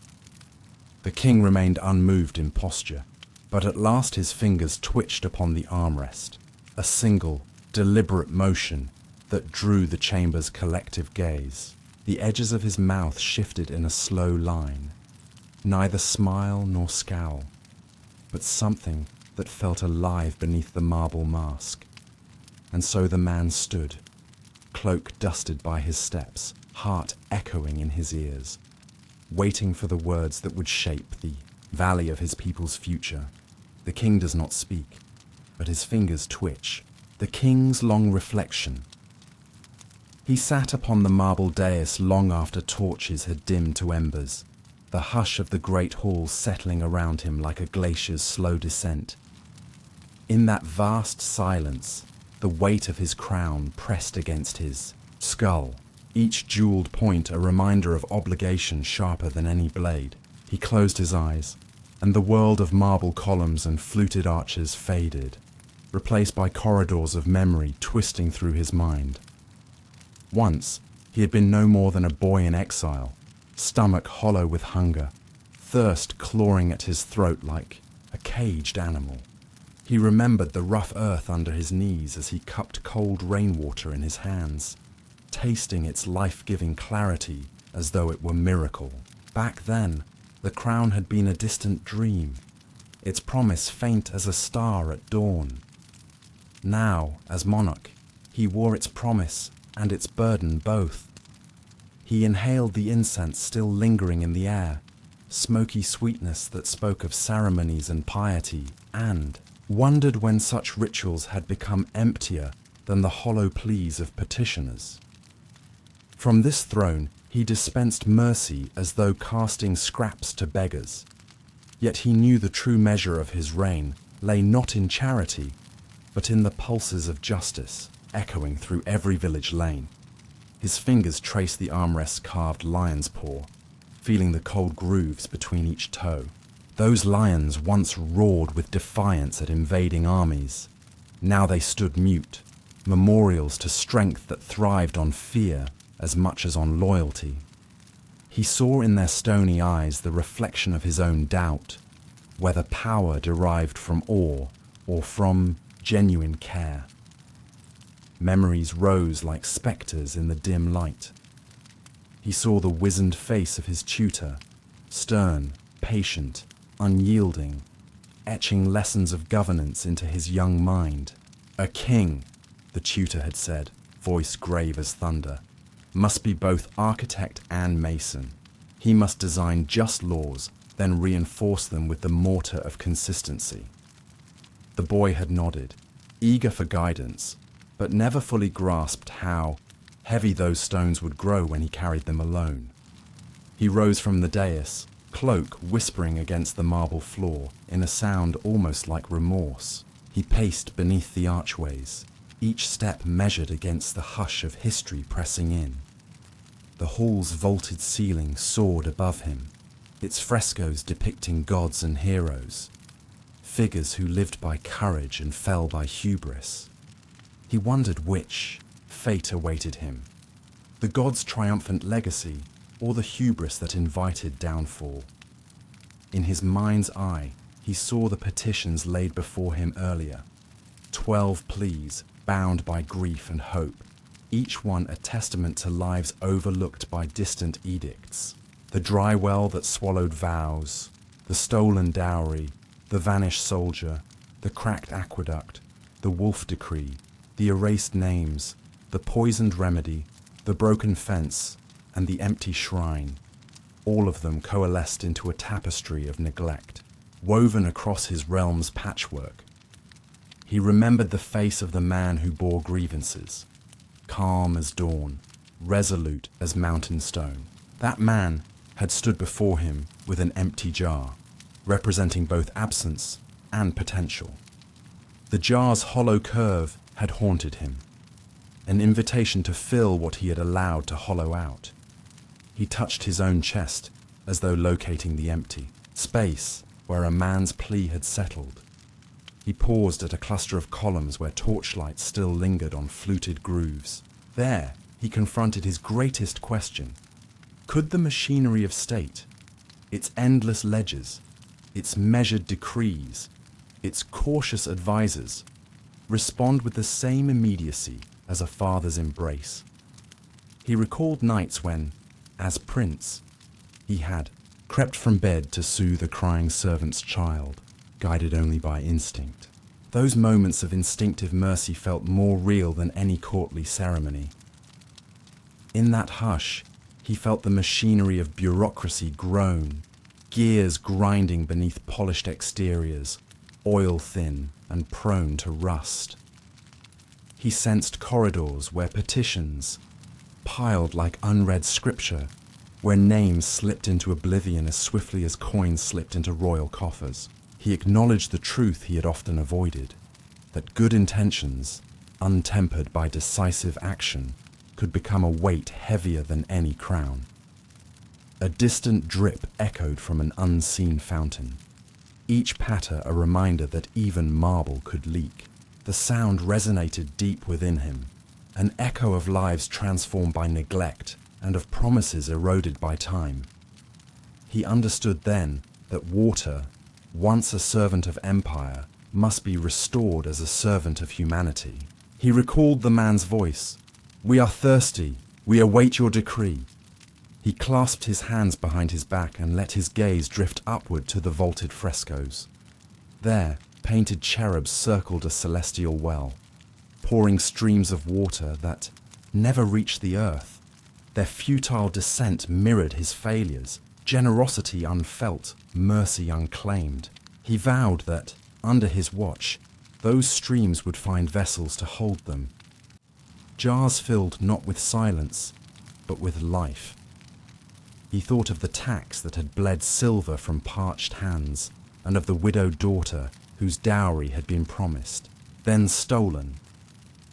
He remembered the ghostly soldier whose uniform lay folded in a vacant home, and the exile midwife whose hands had delivered life itself. Each story etched itself into his memory, a map of wounds waiting for his hand to heal. Beneath the crown, his scalp ached with the pressure of choices unmade. He foresaw committees convening to debate each remedy, debates stretching into sessions that spanned seasons, delaying relief with polite platitudes. He rejected the sluggish cadence of tradition in that moment, deciding to wield the king's voice himself rather than delegate it into endless footnotes. He lifted a finger and silenced the hall's soft drip. Then, in the hush that followed, he spoke, not to an assembled court, but to the manifold voices of his people carried in his mind.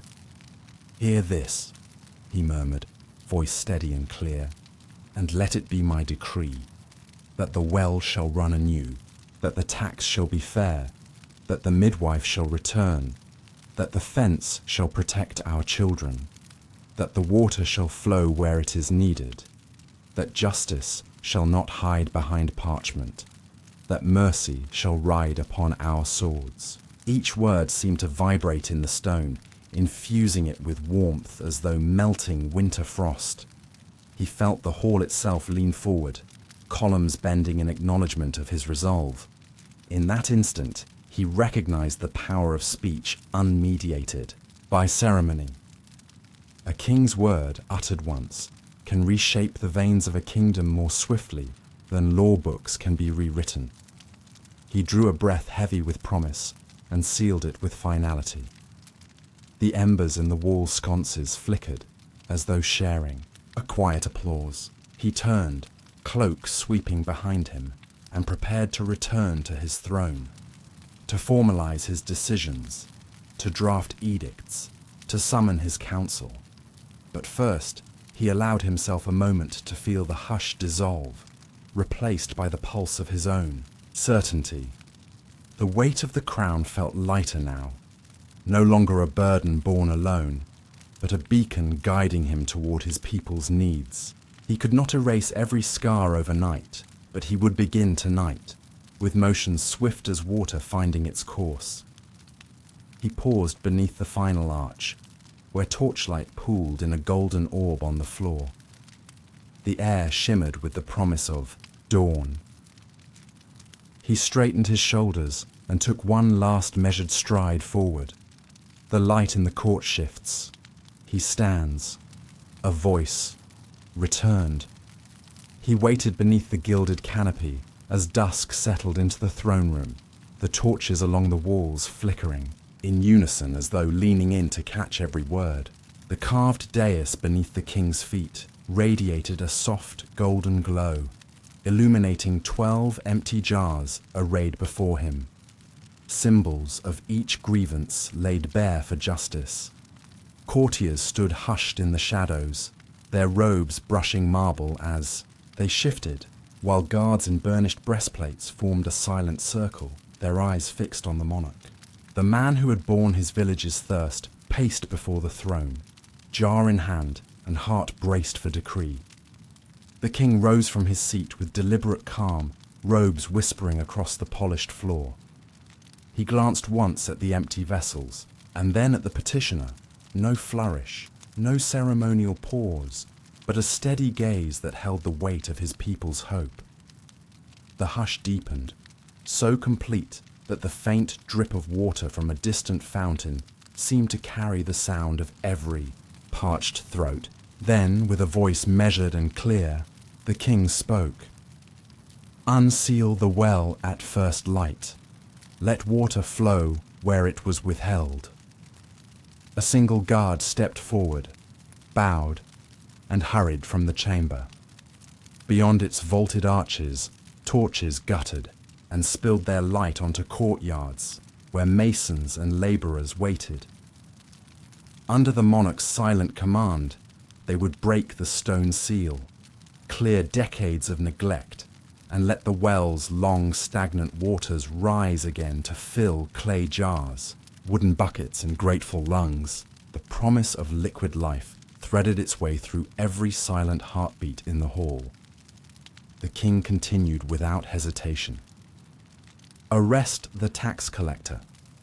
Bring him to account for unjust levies and returned reports of vanished silver." At that word, 2 guards strode to the north gate, their armored steps echoing like thunder. The petitioner's ledger, once a poisoned well of inflated demands, would be overturned, its pages rewritten by honest hands. Silver that had bled from calloused palms would be restored, line by line, coin by coin. Justice would rise as swiftly as the water now promised to flow. Then he spoke of dower and dignity.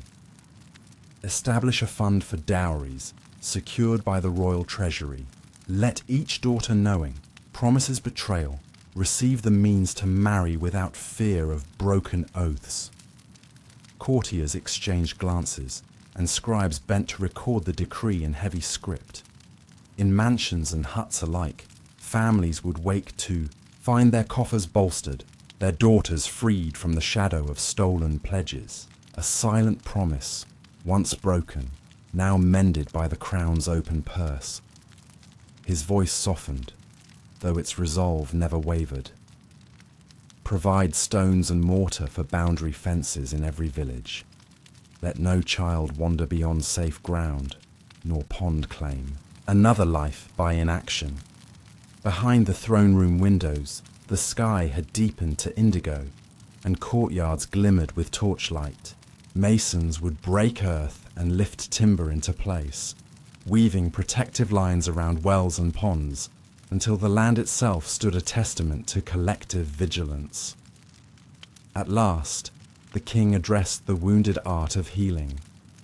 "Recall the midwife, exiled for her skill. Reinstate her with honor and endow training for keepers of life in every parish."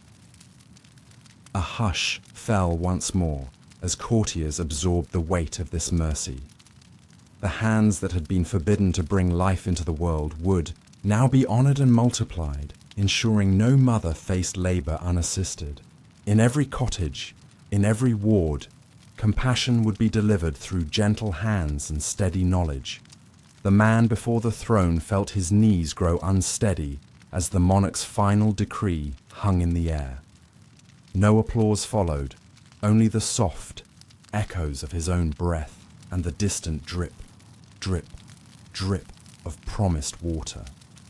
He did not smile.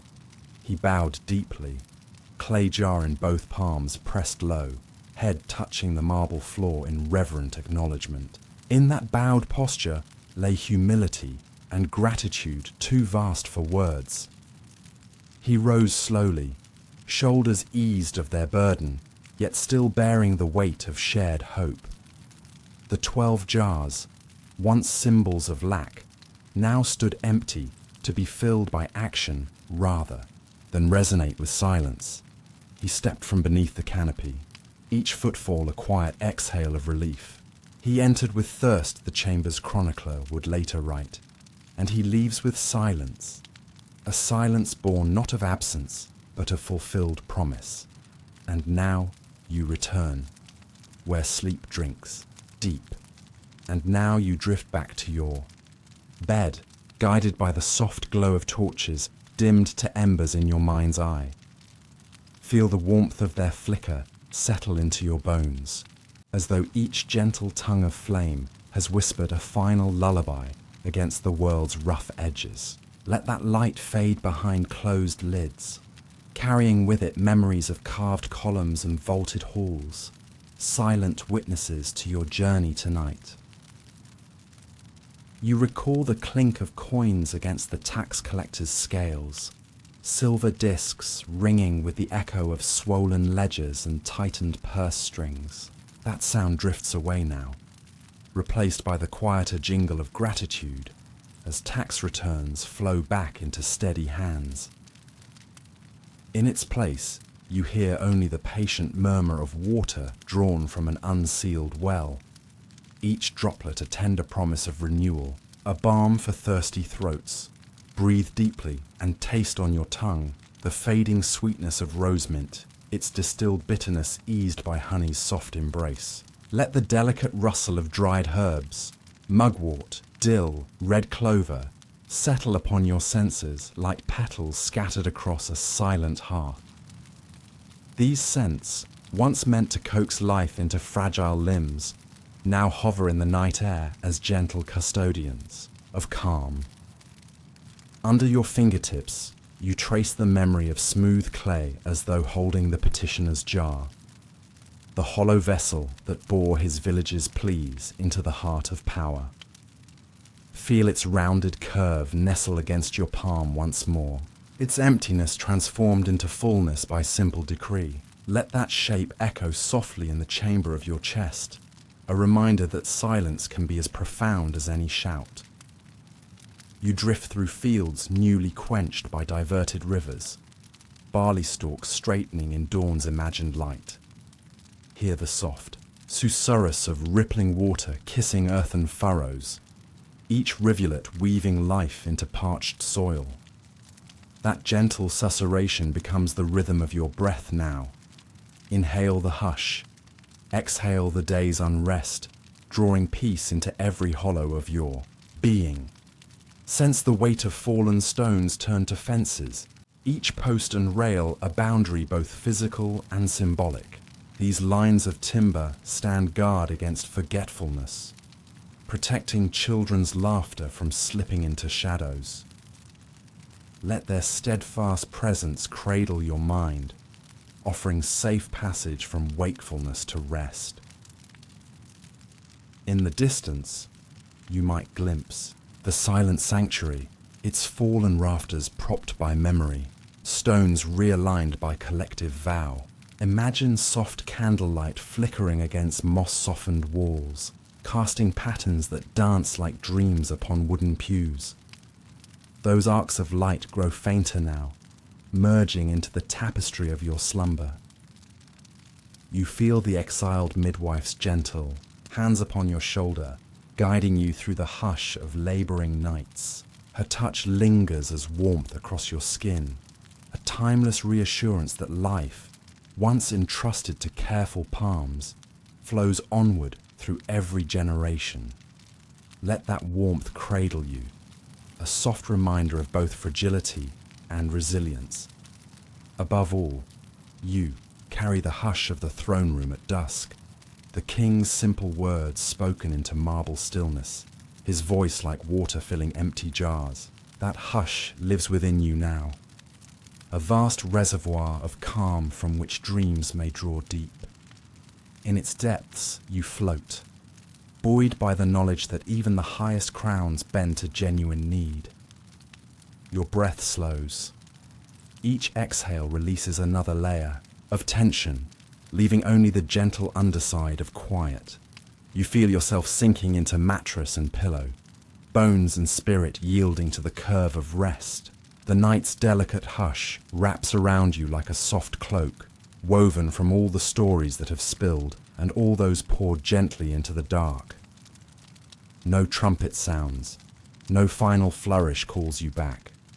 Only stillness remains, a sacred pause between heartbeats.